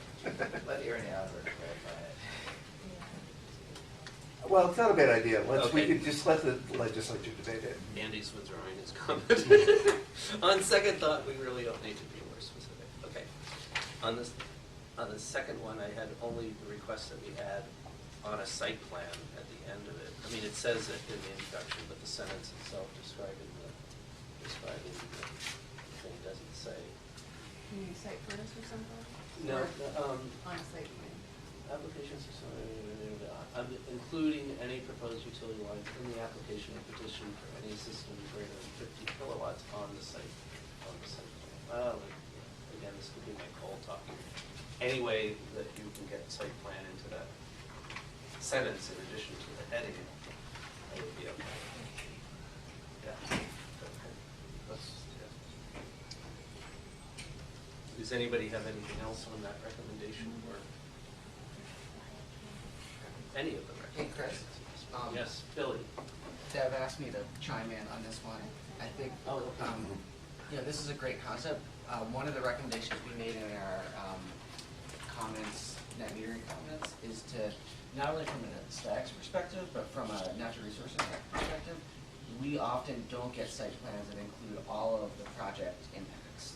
Often there's not a road or not electric service, so making sure that site plans include the entire limits of disturbance of a particular project, so that all parties know what's actually on the ground. And we have language that we included in our net metering comments that we could share with Ann to just kind of drop in as an additional bullet, or I can work with her to kind of bolster this up. I think that makes a lot of sense. The only distinction that I realize we should make here is there are different size projects, and we have our permitting system really varies. 15 kW is and below is registration, 15 to 150 is a form, above 150 is a fuller. I don't want to lose some of that distinction by saying, I think any project, say above 15 has to apply. They should identify all infrastructure, all disturbance. I think that's got to be a minimum. Yeah, we're not talking below 50. Right, so 50, yeah, so let's make sure we keep that distinction. But I think at the local level, again, we're getting them cited in rights of way and right on property lines, and they don't have any maintenance easement to go around to the other property owner. And there are issues even at that level in terms of at least having a basic, where is it on the lot? But since it's, right, so since it's a registration now, we really have to have a separate note saying, you know, under 15 kW systems, because they're part of the registration, present a different set of issues. And I think those would have to, we wouldn't make the same recommendation. That's fair. 50 kilowatt. Do we have, is it in We there? already have, Threshold. we're Okay. putting a 50 kilowatt threshold in here now, Okay. but I mean, I'm hearing different things. And I don't know how you, how it is actually worded, and you just mentioned limited disturbance, I'll look at how you guys worded it, but limited disturbance means something different than necessarily like specifics on like if you're trenching through near a kind of wetland or something with further Yeah. conduit and stuff. So limited disturbance to me typically means like, you know, we're not going outside of this boundary for any type of construction. I have the same problem with limits of disturbance, and maybe it's because I know what's supposed to be on a site plan. I feel like the thing should be on a site plan that addresses property boundaries, rights of way, major vegetation, existing proposed infrastructure. All of that should be on a site plan, and I feel like we might be limiting it with this description. Well, Identification of all aspects of the project on a site plan.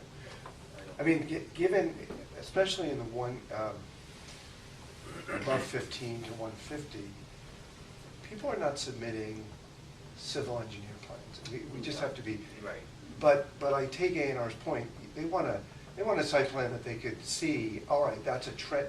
There's got to be an identification that there's a trench there for a power line or it's overhead. It may not be a formal limits of disturbance in an No. engineering sense, Exactly. but Yeah, and we can recharacterize it, but it's Yeah. exactly what you said, it's just all the project components and impacts should be identified in the first instance, because we're gonna have to just go back to the applicant and ask for that Right. anyhow, and it just takes Yep, time. yep. And most people who deal with anything in a municipality know what a site plan is supposed to have on it. But the But- board's current rules for the 15s and 150s basically just says like location. Right. Like there's, It's- they it's, don't yeah, provide you get enough these- direction. Yep. You get these plans that you can create on this internet website, and that's what they give you. Yeah. It's just a rectangular Pretty crude. field. Yeah.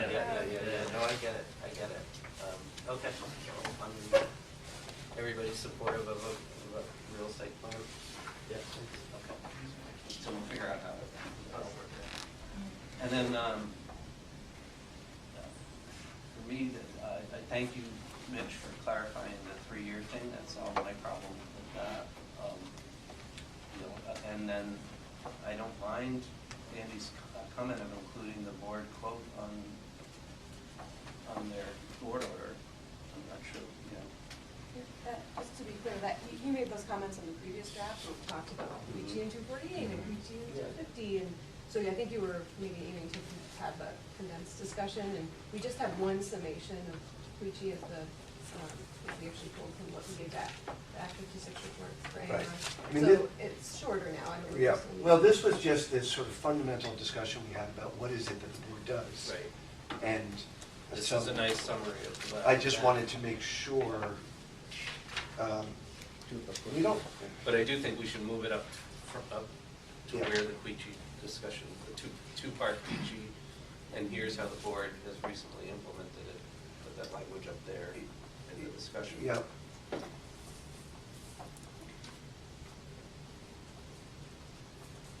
And it could be the editing, but these don't exactly relate to the guidance that's discussed under the bullet. That's more about the written community standard. Well, this, right, And not right. the, not the, That's- average person. That's why, yeah, I Right, think that's why this is really, it should get, it would get moved up to, it really is a description of how the board is applying the test now, and it's not a recommendation, doesn't it? Right. All right.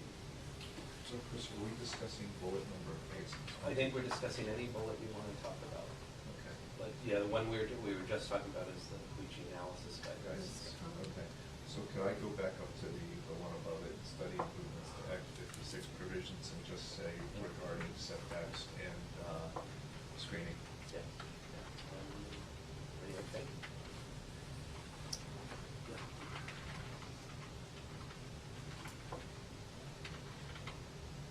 And do we want study and implement as appropriate or something of that nature?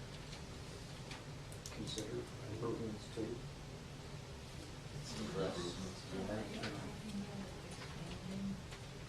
Yeah, so. Consider improvements to and implement changes as may be appropriate.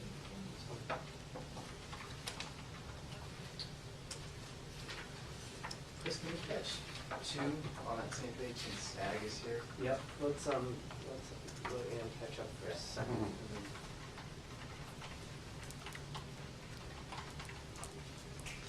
Where we go? Just scroll down. Yeah, I was gonna ask of Secretary Markowitz in the form of Billy, or how, and also for Ag, how they feel about this one. What's the current language?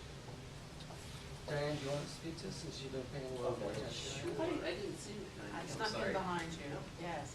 Thank you, Diane Balfeld, Agency of Agriculture. We have been in discussions with A&R and Department of Environmental Conservation on this. Concerns a little too prescriptive, as if, yes, we need to keep working on a proposal, but a little too prescriptive up front. So we have some broader language that I think we've gotten to agreement on with DEC that I could email to Ann right now, so she could put it up instead of me trying to read through it kind of thing. Great. That it might be best to just let Ann put it up on the board. I didn't want to send it to Ann while she was in the midst of all of her work because of distraction. I don't know where to find it. Oops. And they have it here. I had it earlier because of that reason.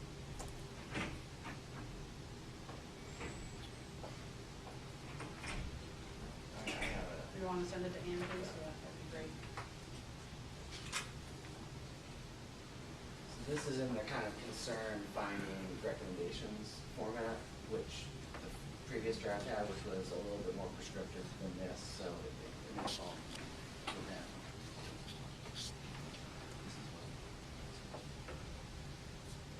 But, it may be that on this one, we just work with them to dial something in, I think, the concept is Yeah, that- I think the concept, are you guys okay with the We like- recommendation that you keep working Yeah, together? yeah, and we like the general And I think concept that's of it. what we're working on, Yeah. but we can wordsmith it later. So. As long as we can see it, yeah, if you guys can do Yeah. that, and we'll include it in the next draft. Exactly. Is everybody okay with that? Okay. All right, so, thank you. I wish we could have spent that level of discussion on every aspect of this, but I think this was very helpful. It was one of the most key pieces of what we're trying to do here, so I very much appreciate what you guys did. And now, we've talked about this, and we did actually fit it in under the additional 15 minutes that I was asking about. But let me ask if the people in the public or visitors who would like to make a public comment, we just want to get a sense of who might want to talk, so that I can leave time for that. Anybody? No? You're all happy? Okay.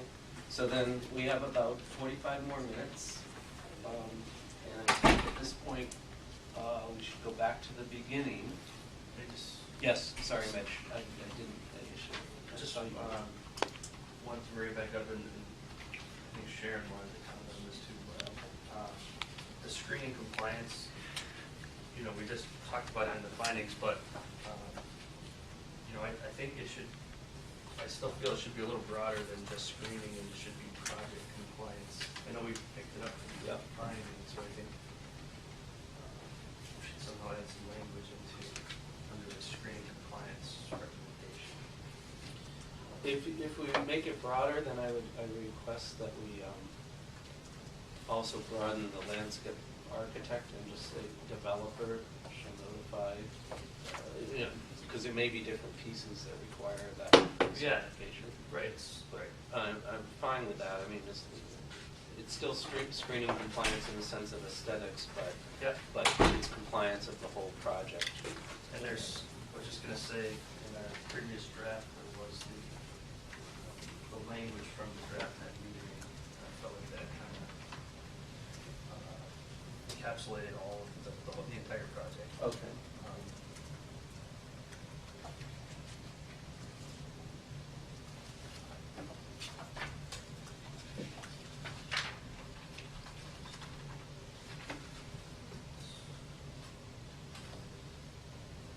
Yes, and Mitch was suggesting that we look to the net metering language on this.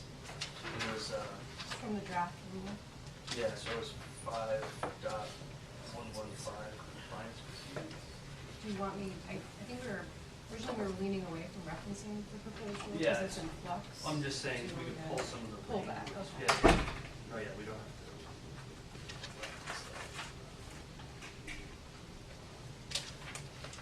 One of, I mean, it just talks, it goes down through, there's 5 different, I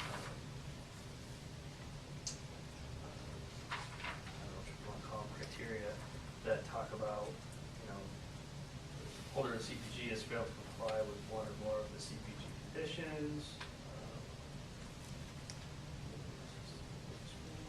And then it talks about, you know, the system was not installed or is not being operated in accordance with their plans or estimates that they submitted. Could we just, reference that section of the draft? Maybe I'll just copy Yeah, it 'cause- over, 'cause since that's- if it may that's change in changed. the draft, and then That's true. our reference would Yeah. disappear. Because I believe it has this, we can keep our language on the screen. I think it's pretty much similar.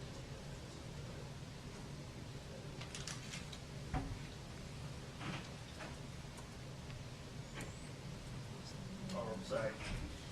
Yeah, can we take out the aesthetics and just have Project call it project compliance. compliance? So I just want to clarify, because there's a lot of elements that are in the CPG that are, you know, above and beyond aesthetics and screening. I mean, it could be electrical issues. Right, and I it think could that's, be and that's what this is referencing. referring And to. that's You want everything that's referenced in the draft net metering rule language. Under This is in the aesthetics. compliance procedures. Well, it's a question whether it should be. Yeah, I'm Yeah, just so trying to in- figure out in what the- really Both you're places going just have for. screen. True. You know, you could just have the more lengthy explanation back in the process. Oh, and then just refer here to aesthetic screening should be addressed as described. That means that's the structure.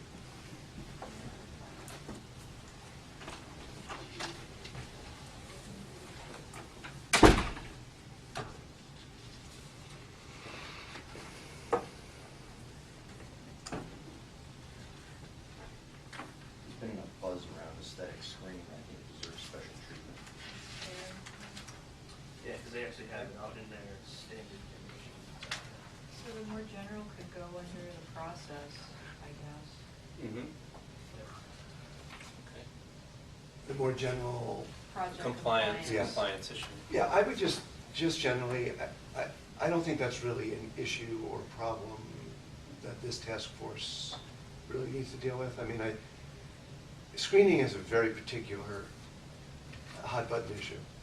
But in terms of whether a project has, 5 extra panels and was not supposed to, or, was built in accordance with the stormwater plan, I just think that's sort of bread and butter regulatory compliance issues. It And is. why do we need to bother making any recommendations about that? Where's the problem? I mean, I have not heard of there being a stampede of complaints that projects have been overbuilt, underbuilt. No, it's not, truthfully, it's not usually about the size or placement Yeah. of the panels. It's the compliance with the conditions Yeah. that, and you're right, from a strict standpoint, solar siting task force, these are not siting issues, but they are kind of because they're connected to the aesthetics and the things Yeah. that we've been talking about.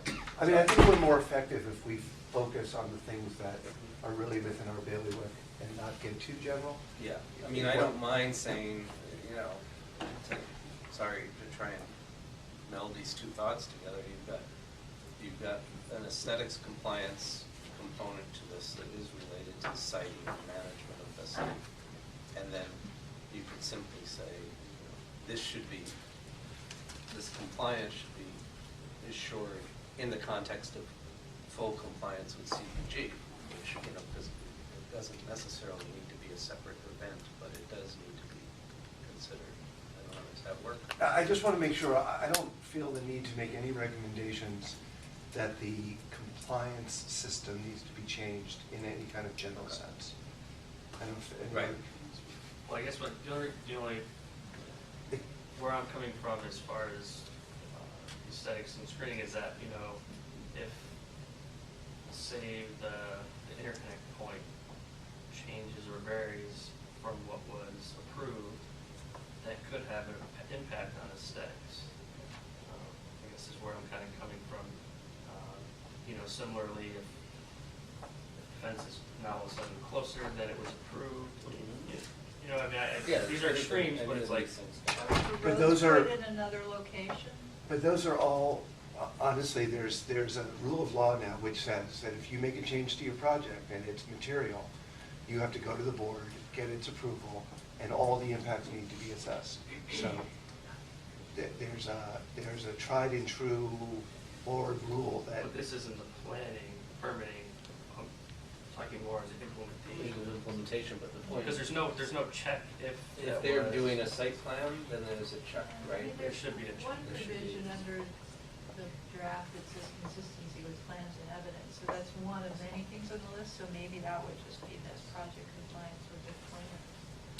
Yeah, I think we're getting at it, I think we're all saying the same thing, and we're getting at it by, we've gotten at this in two ways. One, by making the site plan include all those things that it wasn't including before, and then two, making a huge check of some kind, that the site plan was included, Exactly, yeah. which really puts it like every other development.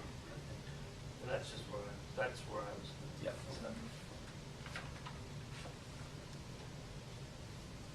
Okay, so I think we're in a free-for-all mode at the moment with the rest of the document. Are there particular issues that people have? Whatever. The issue here, though, is that we're asking that whatever that portion be, it be net metering.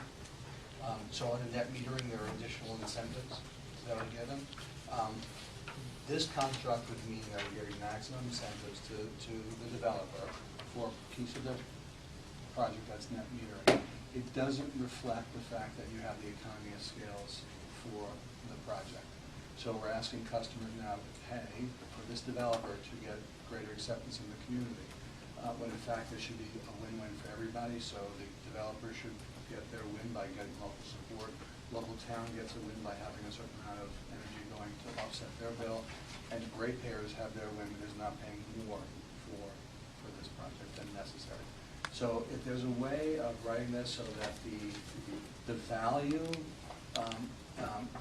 is commensurate with I don't know, wholesale cost of power or something, so it's not just net metering. And it could be, I don't know if we go back to the old traditional net metering, which was simply you would offset a certain percentage of the power of the municipality. I'm not sure, again, I don't have the exact construct. Did we ever find out, was this even a, we were talking about whether this was even a Legal or not, yeah. Yeah. Occasionally, we do fall back to ask those questions. It is from a net metering standpoint. Okay. Through community net metering, you could direct a certain portion of the project to the customers that are immediately around the area, up to 500 kW, right? Robert's point, though, is that when you strictly call it net metering, then it is, there's a financial structure that goes with there's a financial structure that goes with that may not be appropriate for this piece of it. And we can adjust that too. You would have to make a special provision for those that are net metering as part of a larger project to say, you know what, we're not gonna pay you an added benefit, we're just going to zero out your bill, or whatever. You could do something like that. What you can't do is put power into the grid in a general utility way and sell you, Mitch, the power at 8 cents, but I sell everybody else the power at 12 cents. So that's where you get into trouble.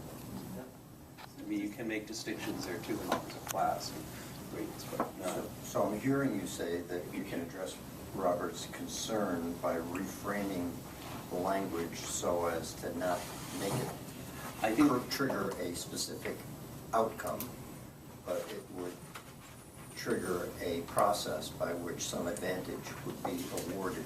right. And It the would way be I might, specified. the way I might suggest doing that is to encourage this in the context of using the net metering program or structure, but not necessarily the rate. But we do have a statement in here about using I recognize the economies of scale and maybe adjusting the rates appropriately to accomplish both goals. Is that So using the net metering construct, right? But to adjust the rate to reflect the economy of scale supported by a larger project. Right. I mean, it doesn't even reference in the recommendation net metering per se, except for it talks about the current provision, which will be set to expire. Right.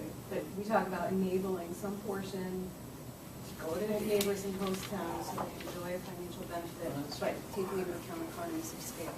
Well, it statutory allows portion of non-net metering project to be net metered. That's the current. That's a current statutory We talk about that language. expiring at the end of 2016. But do we want to have it expire, or do we want to renew it? Or I thought that's what we That's were, what we're- originally were talking Yeah. about renewing it, in which case you've got to make that. And I think based on, you expressed these concerns at the previous meeting, which was why we softened that language to say there should be a mechanism to take into account economies of scale. We can go back to the original, do it through net metering. Well, maybe adding, just kind of put these two concepts together. What about adding enabling projects, the sponsors to allocate some portion of greater than 500 kW solar projects to neighbors and host towns, perhaps using the net metering construct, such that those entities can enjoy financial benefits in a way that reflects economies of scale or Right. counts for economies. But in a way. But in a way. But in a way, so that there's a sense of it's not just being extended broadly. So right now, we're just saying some portion, but anything over 500, is there, before it was 500 kW up to 500? If you use a net metering construct, you're going to be limited to the 500 kW. Yeah. Otherwise, you can go over 500. If you figure something else out, but I don't think there's another mechanism we can use to avoid the problem I was talking about in terms of special rates for Mitch and his neighbors versus other, unless you use a net metering. But couldn't you raise for this category of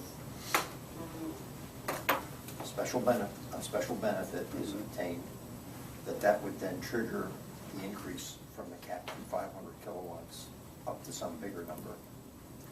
And that bigger number was 5 megawatts, wasn't it, under the statute? No. I don't know what the number. So the project itself can be any size. We're assuming this is a project being built by a developer for a power purchase agreement or a standoff. Okay. It could 2 or 5 megawatt, 20 megawatt. Okay. Whatever that size is, that a piece of that, right? A piece of that will be given to, basically the output of that will be given to the town as, really, as. Okay, so where's the 500 kilowatt Well, that's what the old. trigger? The old, If you were to, so the net metering is limited to 500 kW under net metering, under statute and under board rule, right? If you wish to change, if net metering is the only construct that one can use to accomplish this differential or benefit, then you are limited to the 500 kW unless you go and change the net metering statute as well, which I think would be problematic for other reasons, so. But doesn't, I apologize for No, that's pulling okay. us down because I'm just not understanding. No, I'm From what I'm probably understanding, explaining. what I thought the existing statute did was that I remember this from South Burlington, wanting the 500 to get landfill. Yeah. And it was raised to 5 megawatts, right?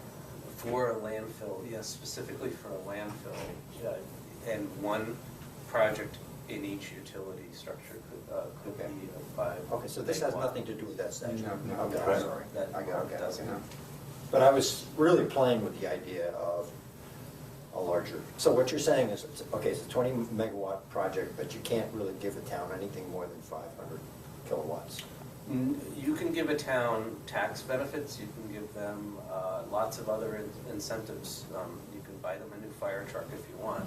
But in terms of actual power, you can only provide the neighbors and net metering up to that 500 kW. So by putting a $500 kilowatt, who sees the difference? Is it the owner of the project, or is it the town that's benefiting it? I don't know, that's what I'm trying to What get kind of both are? The 500, the developer's benefit is that, in theory, He's these gonna get it neighbors right. are gonna say, yes, you can put this next to our house or our community, Right. because we're getting something directly on it. And truthfully, there may be another slight, in the recommendation we have made to the board for the net metering rule, we're encouraging that there be a financial incentive to the developer to get the neighbors to agree that the project is okay. And actually, we fully expect that the neighbors would then say, if you want me to agree, what do I get out of this? So there'd be a financial component to this too. Let's not, I don't want to pull this, we've got time's too precious, move on. I'm wondering, can the developer simply just give renewable energy to the town? Is that allowed by retiring rights and everything? I think so. That's an interesting idea. You could, yeah. Give the gift of renewable energy. Yeah, that's right, that's right. Yeah. So Yeah, we want them to be flexible at this point, we don't want to tie your hands. All right. There it goes. Okay. Back to the free-for-all. Yep, go ahead, Andy. In this section, I had made a few comments to Ann last night that the language about disturbed sites or the other kinds of sites that we want to encourage people to go to, I just thought the language, we should be clearer or more careful about how we describe what those other parcels are. Can you tell me what page? We're on I'm on page 8. One second, bullet. Page 8, where? It's in a few places in this section about incentivizing siting for preferred areas. And I've recommended that we not use the words disturbed sites, but use the more general phrase previously developed sites or infill sites. And what I have in mind is, right, you could have an area that has an old field that has not been utilized for economic farming for years next to a parcel that has been used for prior development. And both of those parcels may be preferred sites from a solar development point of view. Maybe not from an ag point of view, it's still viable ag soils. Well, but I guess that's the question. If you have literally a parcel of ag land that is now surrounded by development, and it simply has not gotten developed yet, but there hasn't been ag use in that area for some period of time, what value is that parcel having for ag anymore when it's now surrounded by suburban development? I mean, this happens. For urban farming? Yeah. There's a whole other Yeah. thing going on. Chuck Ross will say, you can get a lot out of 1 acre. Yeah. Especially for. Well, Okay. I'm somewhat sympathetic to this in the sense that, Before I speak. no, we're much more informal than that. Do you want to say something? Well, I think it's through markets right there. It's urban farming, it's CSAs, so the fact that it is ranked primary agricultural soil, if it's soil that's worth it to farm, there's still the potential to farm it no matter how much infill there is. We're looking at, and yes, we're not, this is not Act 250, this is Section 248. Yeah. But in Act 250, the mitigated lands that are on site are still valuable because of the primary agricultural soil. That if, it's not required for the owner to allow agriculture there, but is putting it aside for agriculture in the future. But there are some cases where the land that is mitigated in an Act 250 project in the middle of a development is still used for agriculture. So this, even though there's development all around this site, it still has agricultural potential, and with the way agriculture is going now, is it going to be, you know, a 500 cow dairy farm? No, but could it be a, we have documentation from USDA that an acre of carrots brings in $4,500. So it doesn't have to be a big spot to be viable income generating agriculture. But tying the economics to it is, the soil has its own benefit whether there's a commercial operation on it or not. Fair enough, and I guess I don't need to sort of pick that battle of whether an infill site, you know, should or shouldn't be preserved for ag, but there's certainly, there are going to be cases where there's infill in villages, towns, cities, that is not a previously developed site. What's the recommendation? What's your Well, specific that also language? though gets to the issue that Noel brought up last meeting where there's a lot of infrastructure there. Oh, okay. I mean, if it was, so you aren't gonna put, in most cases, I know there's one in Burlington, but you're not gonna put a solar farm on those kind of sites. Is that the highest and best use for that I mean, parcel? we need that land for other stuff, basically. Yep. So I feel like this has been a fundamental thing of preferred locations like the built environment, rooftops, brownfields, we've always mentioned those. And I have really okay, so I'm thinking of one of my favorite places, Williston, right? I flew over there last night again and saw all the flat, big box roofs.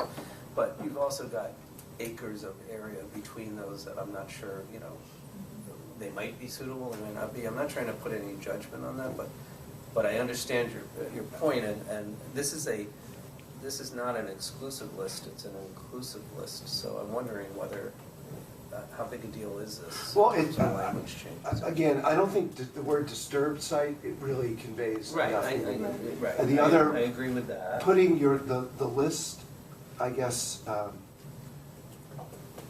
is fine. I mean, I think you could use a phrase like previously developed, such as, and then you could use your list. I still believe that, you know, from a policy point of view, it may be that there are going to be infill sites that are preferred as well, but I don't, and that may not have been previously disturbed or developed, and I don't want to lose that possibility. Yeah. And to have somebody sort of label those a greenfield, when that wouldn't really be appropriate in the context.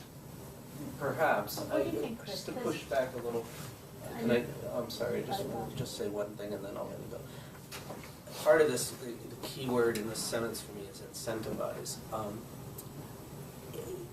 We wanna be able to encourage and, if you will, pay, and which is what incentivize means in this context, for those areas that are harder to develop and more costly to develop. And it strikes me that an infill thing doesn't trigger that, because you're basically have the same development capabilities that you would have in a greenfield. Doesn't mean that it's not a good project, it just means that financially, I don't think we need to reward that, so I'm sorry. Now, Other Chris. I'm sorry, Deb. Yeah, I appreciate you, because I get the intent of this. Yeah. And I'm comfortable with the way it is. Because as you just said, if it's true infill, the highest and best use may never get you to solar. Right, I think that was your point. If you have wastewater and water and Yeah. phone lines and all the other things, is that where you want to put? You want to put a house there, maybe a building. What if it's solar on top? Yeah, there are cities, right? So I thought we had talked about this at the last meeting, was that, Sure we did. was that, you know, the communities would be able to identify these types of sites, and if a community thought that that site was a preferred location, then I think that it should be and still incentivized. You know, like, I thought, I guess let me back up. Well, I thought we had talked about if communities identified preferred locations, that could be added to the list of sites that could be incentivized. If you develop their site on a preferred, community preferred. Yeah, okay, so in fairness, I think I was reading number 4 too narrowly, because number 3 is the financial incentives. Covers that. There's the town designated area one, and then there's the. So objective, I'm sorry. Yeah. Well, what's people's pleasure? I have actually no strong feelings about I don't the wanna- language or the substitute Yeah. language. I mean, this is sort of a new issue we haven't talked about. I don't want to create a new problem. So I'm not hell-bent on the infill part, although I'd like to think that that could be part of whatever Right. future analysis there is. And as to whether we call it, whether we have your laundry list, Chris, or using a more broad phrase like previously developed, I'm fine with that. I think we should avoid words like degraded. or Degraded, disturbed. I agree They with may that. be part of it, but they're not the only. Yeah, the degraded part bothers me too, because So are we comfortable with previously developed and take out the info? Yeah. That means what I'm, all right, let's do that. And, there may be cases where people consider infill to be previously developed area. Other? so we've got, Yeah, we don't. one of the things that seems like it's missing is, it relate to the greenhouse gas benefits. And so, it would be interesting to know whether or not there's some consensus around language.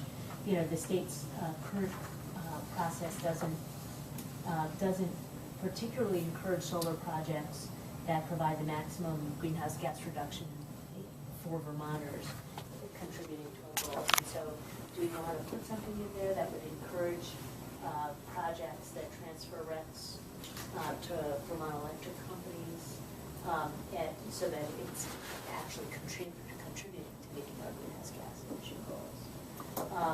And we want, and then there's also sort of the life cycle greenhouse gas. So depending on the project, there's a different greenhouse gas implication as well. Cutting down trees. That's right. So it's encouraging siting and construction techniques that result in the lowest greenhouse gas emissions ratio, for kilowatt hour for the life cycle of the project. Did I articulate that? Yeah. Really? I like that. So I like it. I'm trying to get it in the context of the siting task force, because it's what we are, and it strikes me that it's a little broader. It includes greenhouse gases, but it's sort of maximizing the benefit of the project in general. So you've got greenhouse gas benefits, but let's say someone decides that the best place to put a 50 kW project is in a greenfield area, but instead of being 50 kilowatts that uses a 250 watt panel, maybe they go to the 275 watt panel and reduce the panels that they consolidating the footprint. You're making it more efficient, or you're maximizing the benefits of the project on a given footprint. And so I'd like to try and build those ideas into just kind of maximizing Some of the efficiency. the efficiency On a benefits. larger scale, Yep. you're able to reduce a very large footprint by 10 or 20%, that's a big deal. That's right, You're not exactly. cutting down as many trees, Yep. or We're using as much field, right? Yeah. So, Was that part of the concern, clearing an area? Yeah, Yeah. it's like, Yeah. so we're gonna put in solar by cutting down the forest, there's a greenhouse gas analysis that should happen at least. But the other piece, Discrete issues, though. but there are, but the other big question is, we've got this, can we, as we're thinking about what we're gonna incentivize, don't we want to incentivize projects that are also giving us the maximum greenhouse gas benefit? Now, maybe that's outside of the scope of what this task force is charged with, but, I guess if I could just add, the way that the transfer of RECs to meet our state goals relates to siting is that there's competition for good sites for solar development. And if solar projects are being built that don't contribute to our state's renewable energy or greenhouse gas reduction goals, then it makes siting those projects that do that much more difficult. So, there should be a preference to the projects that are actually contributing to what Vermonters have said they needed. Can you do that legally, given Yeah, that you you can't? so here's the, regulate the so that's sale of why- RECs? right. Well, let's here's- go back to Right, Go ahead and. No, I thought where you two were getting at was, there's more than one way to skin the cat, and so if a developer ends up at a site that has 3 acres of tree clearing, and there's a certain carbon sequestration that you're now gonna lose, that's one factor.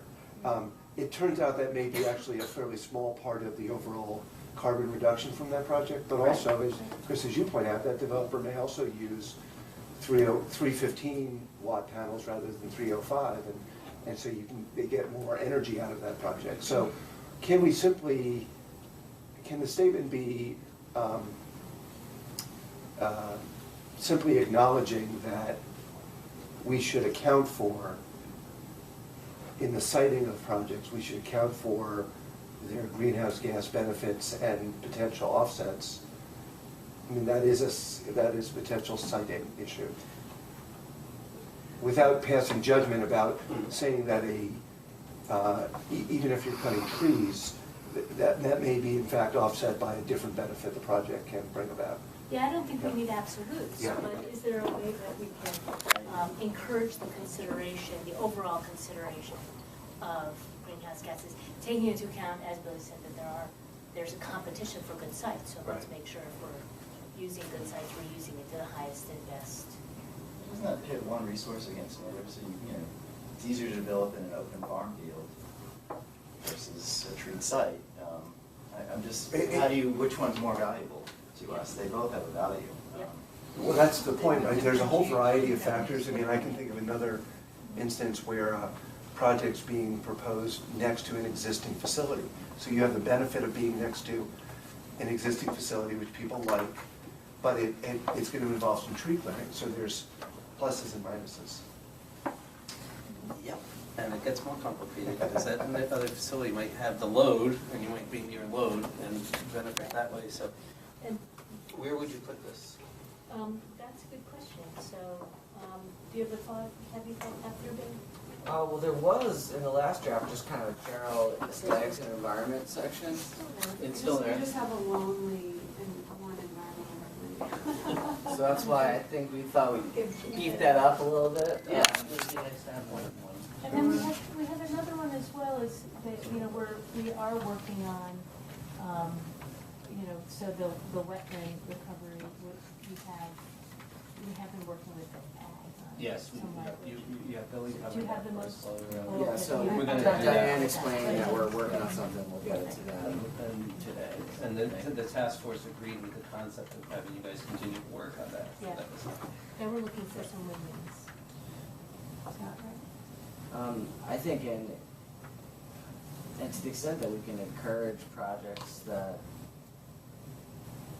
That are contributing that to our contribute to the state's greenhouse gas. gas reduction goals through siting, I think that's Since people complain that the benefits are going elsewhere. Right. So, yes, I have no objection to this at all. It's just, and I think it's important, it's just that we are at 56 by establishing a renewable energy standard for the state deals with that over time. And but I agree with this. I would like to see if I could still get a concept of broadening the other benefits as well. So maybe in citing projects, we should account for their greenhouse gas. It's broader co-benefits, not just one, or a list, or such as. As well as other Right, co-benefits. as well as other co-benefits would do it. As well as other co-benefits. Yep. Greenhouse gas goals as well as Yeah, greenhouse gas are gonna be reduction goals instead of benefits on the first benefits. A lot of No, the, you're right, I'm sorry. the concerns have been raised about RECs and selling RECs out of the state. Yeah. And that really, you think we're actually getting renewable energy, not so much greenhouse gases. So should it be renewable energy goals? If that's the point you wanted to make or focus on, is it about the state's renewable energy goals? Or is it renewable energy and greenhouse? Yeah, Good. Okay. that's good. So is this a recommendation, or is it a finding, or I mean, everything else has a more specific bullet point, which leads one toward an actual solution. And we're back in the aesthetics section again? Or- Aesthetics and environment. It's really in the incentives, I think. It really goes in this, I think this goes in the incentives section. And designing incentives. Yep, to support that, right. So now with the environment's telling me again.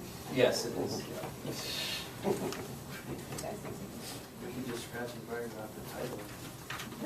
I had two easy ones. Oh, good. I've got one big one. Where do you guys want to get in? Let's start with the big one, because I'm worried about time, and some of those we might be. Easy ones I worry about the most. Where do you want to Should put be a new incentive recommendation, and there should be a finding that just talks about incentives should drive projects that, incentives should encourage projects that help the state Yeah. reach its renewable energy development and greenhouse gas reduction goals.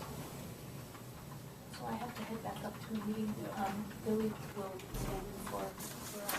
Fine, thank you for, thanks for your good thinking, and thank you for participating in the task. And I'm gonna miss you all. Thank you for all your great work. There's always the work group option later on. Thank you, Beth, very much. Thank you for your comments. Yep. So Sharon, let's go with yours, big one. Page 5, and it has to do with regional plans. We're recommending that the energy element of municipal plans be beefed up, but we have no recommendation similar to that for regional plans, even though the focus has really been on regional planning. Right. So the recommendation is just to, at minimum, include the language that we're proposing for municipal plans to be in the regional plan elements for consistency. The siting commission actually had very much more expansive language that they had recommended under this, which we haven't really talked about. Right, we So haven't. at this point, you might reference that they also recommended things, but, you know, again, for consistency and the fact that we're focusing on regional plans, that we should add a recommendation. So I provided a statutory reference there. Is this where you, Yep. you want it to be under number 2, this? Yeah, it seems like it makes sense there, yeah. So it would be the goals, the plan elements, and then the, I mean, it might come under the duties.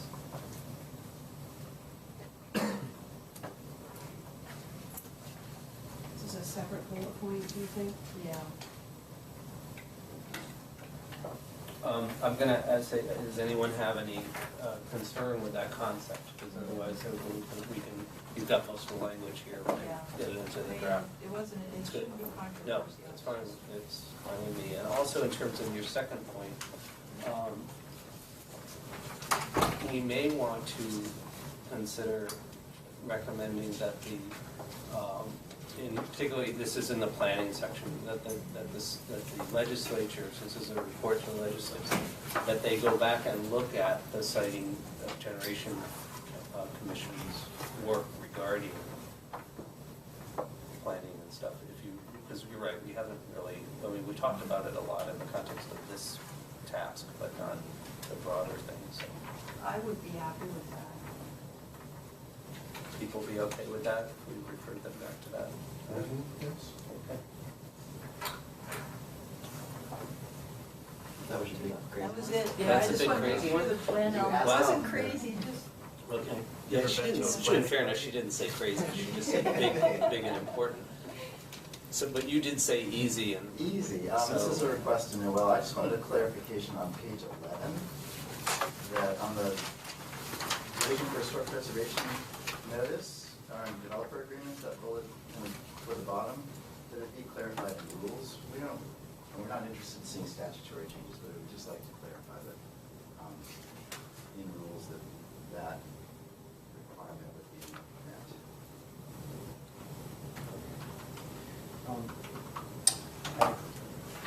Going back to incentives, in the findings, point 2 on page 7. Sorry. Can you hang on one second? I'm sorry. No, I'm sorry, I'm not doing a good job of. And Go this is ahead, not Chris, one more. a change in the document, it's just a question, and I apologize, I haven't participated consistently in crosswork. What's happening with the other kind of recommendations? I know this, you want to send a census document, but often when we do a report, before the legislature will say, here's what we recommend, but here's all the other things we heard. And is there? Considered? Yeah. I think we go by the minutes and the summary of what we're gonna attach the list of the people who came to talk to us and some of their ideas. Add all their ideas, I mean, just for consideration. Between now and tomorrow Well, you already have a afternoon. lot of these in a grid, We have, don't you? we have all the public comments on the website and in a single document. And We then we can- have the matrix of everyone's We will recommendations. refer them in the context of the kind of an introduction of the report, and we can refer them to the website and see the full list of recommendations. Or as an appendix to But- the report or something. I mean, I don't want it in the body of it, but I think Right. it would be an oversight to say, we listened to everybody, but we excluded all these things we've heard. Yeah, no, again, actually, I don't think we're excluded very much from what I heard, to be honest with you, but I hear you, I really want to, with the limited time we have, Yeah. it's already identified somewhere, let's reference it and let people look at those if they want more. And the legislature will bring people in from all to talk about all the other things. I'd like to see more places possible. Okay. Sam? With regard to incentives in findings, the bottom of page 7, there are 3 numbers. Number 2 says, desirable siting of projects can be encouraged through both financial and regulatory incentives. I embrace that entirely. But we don't really give much color, flesh to the notion. I think everybody understands what a financial incentive is, but I'm not sure we've really said anything about regulatory incentives. And a lot of our discussion up until now has, we've considered, the two seem to me 2 categories of regulatory incentives, both of which affect cost. One is regulatory incentives that goes towards streamlining of the regulatory process that reduces soft costs. And ultimately, one would hope would flow through to everybody. And the other is scale. That you might include when they're thinking about things, you might provide a larger scale, which allows for economies of scale more on a site. We've talked about that. But I felt I'd like, in the next one, in the next finding, I think the 2 are good together. We don't really want to recommend anything specifically, but I would like to see the people who ultimately think about this to be thinking broadly more than simply a matter of cents per kilowatt hour. Cents per kilowatt hour is very heavily constrained practically by how much we're willing to load on ratepayers in terms of who pays. But you then can actually reduce costs by reducing the cost of the project, A, by reducing the cost of navigating the regulatory process, or B, capturing economies of scale in some cases. We did that with the landfill project. I mean, that by moving that to 5 megawatts, you were actually enabled you to get to a project that you could get the costs down to a point that offset the additional costs of building on a landfill. And I don't want us to get down in the weeds of what goes where, but I would like the process to consider that broadly. And toward that end, I would like to see a comma at the end, for example, something. Like in that opening. In that number 2. In that number 2, regulatory incentives, well, financial and regulatory incentives such as permit streamlining for appropriate cited projects. I don't know. That's right. It doesn't have to be, just has to be one example based on what you're saying. And something to capture economies of scale or something, project scale. Appropriately cited and scaled projects. Appropriately cited and scaled projects. So the example you use is maybe not the ideal. That's example. probably not, because permit streamlining always makes my hair Well, stand. No, I'm concerned about it. Well, given just given the number of applications, clearly we have a permit process that's allowing for the kind of uptick that we're seeing. But in terms of the 5 megawatts on landfill, that's an example where developers getting full net metering value for a project that's probably would cost significantly less to actually build. So the only real beneficiary of that in that case is the developer, not the customer. So it really is, how do we find that balance? Does that make sense? So maybe instead of permit streamlining, you would say. I don't want to permit, I actually don't like permit I don't either. streamlining, because it's the first thing that came to mind. Well, No, you're doing a better job than I am. I guess the other example is. Permit if- conditions. Hire more people. Well, Chris, Yes. if one objective was to co-locate projects together, if it was an agreed upon objective, the town thought it was a good idea to co-locate, and we have an existing rule that limits the ability for two 500 kW systems to be co-located if they share infrastructure. The regulatory incentive would be to change some of the regulatory requirements, not in a permit, that's not a permit streamlining. Right. That's kind of a threshold, what's in the bucket, what's out of the It's bucket. removing obstacles to, I'm not saying anybody should agree to that one in particular, it's just an Right. example. Right. And I'm not, going back to Robert's rejoinder, that it's really just gonna raise the costs anyway. The notion, what we're trying to do is get more stuff on landfills, for example. Let's just focus on landfills. Landfills are expensive to build on, problematic, so. Right, so, but you've got a landfill, you've got a big landfill, and you can only put 500 on there. If by increasing the scale, you actually are enabling a larger portion of the megawatts or kilowatt hours that are generated from solar to come from a landfill-sited project.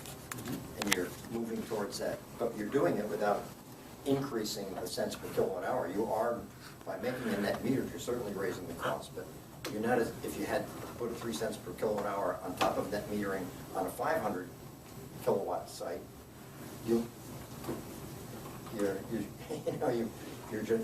seems to me like you're cutting off your nose to spite your face. In the sense that you wanted more stuff. You're just gonna have to go out and find more separate landfills rather than being able to build more, bigger sites. Or they're just not net meter. There's no reason why that would be your system. But how would you get the extra price in order to build it on Negotiate that? with the utility. Or standard offer allows for a Okay. higher rate when you build on landfills. Utilities are allowed to. Okay, vary and I don't want to the- sort that Yeah. out. I just want the process to be flexible and. Exactly, well, that's why I keep bringing it, let's talk about solar in general, it's not just one program. Right. Because we really want to find the balance between less expensive solar and more expensive solar. And that's, Okay, so my examples are, you've got it. Okay, so we've got the concept over here. Let me work on it, I'll leave it there. How do these work for you, such as conditional waivers, certain criteria, or expedited review? How do they decide what is good? Works for me.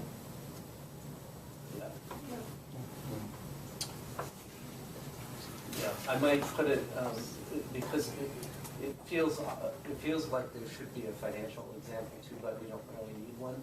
So I think my suggestion would be rather than a prepositional phrase with the commas, I'd put it in parentheses after regulatory incentives.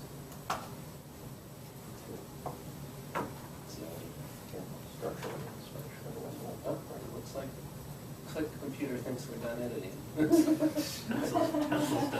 Pencils down. They're always smarter than me. Speaking of which, truthfully, time is up, but let me ask, other issues Well, you want to raise? so on pages 9 and 10, I sent in 8 separate comments. Most of these are simply kind of wordsmithing, or whether we put the information in the right place. And it probably would have been easier for Ann if I had actually suggested language rather than posed questions. And I'm still willing to do that, but I certainly don't want to spend the time now trying to go through each of those.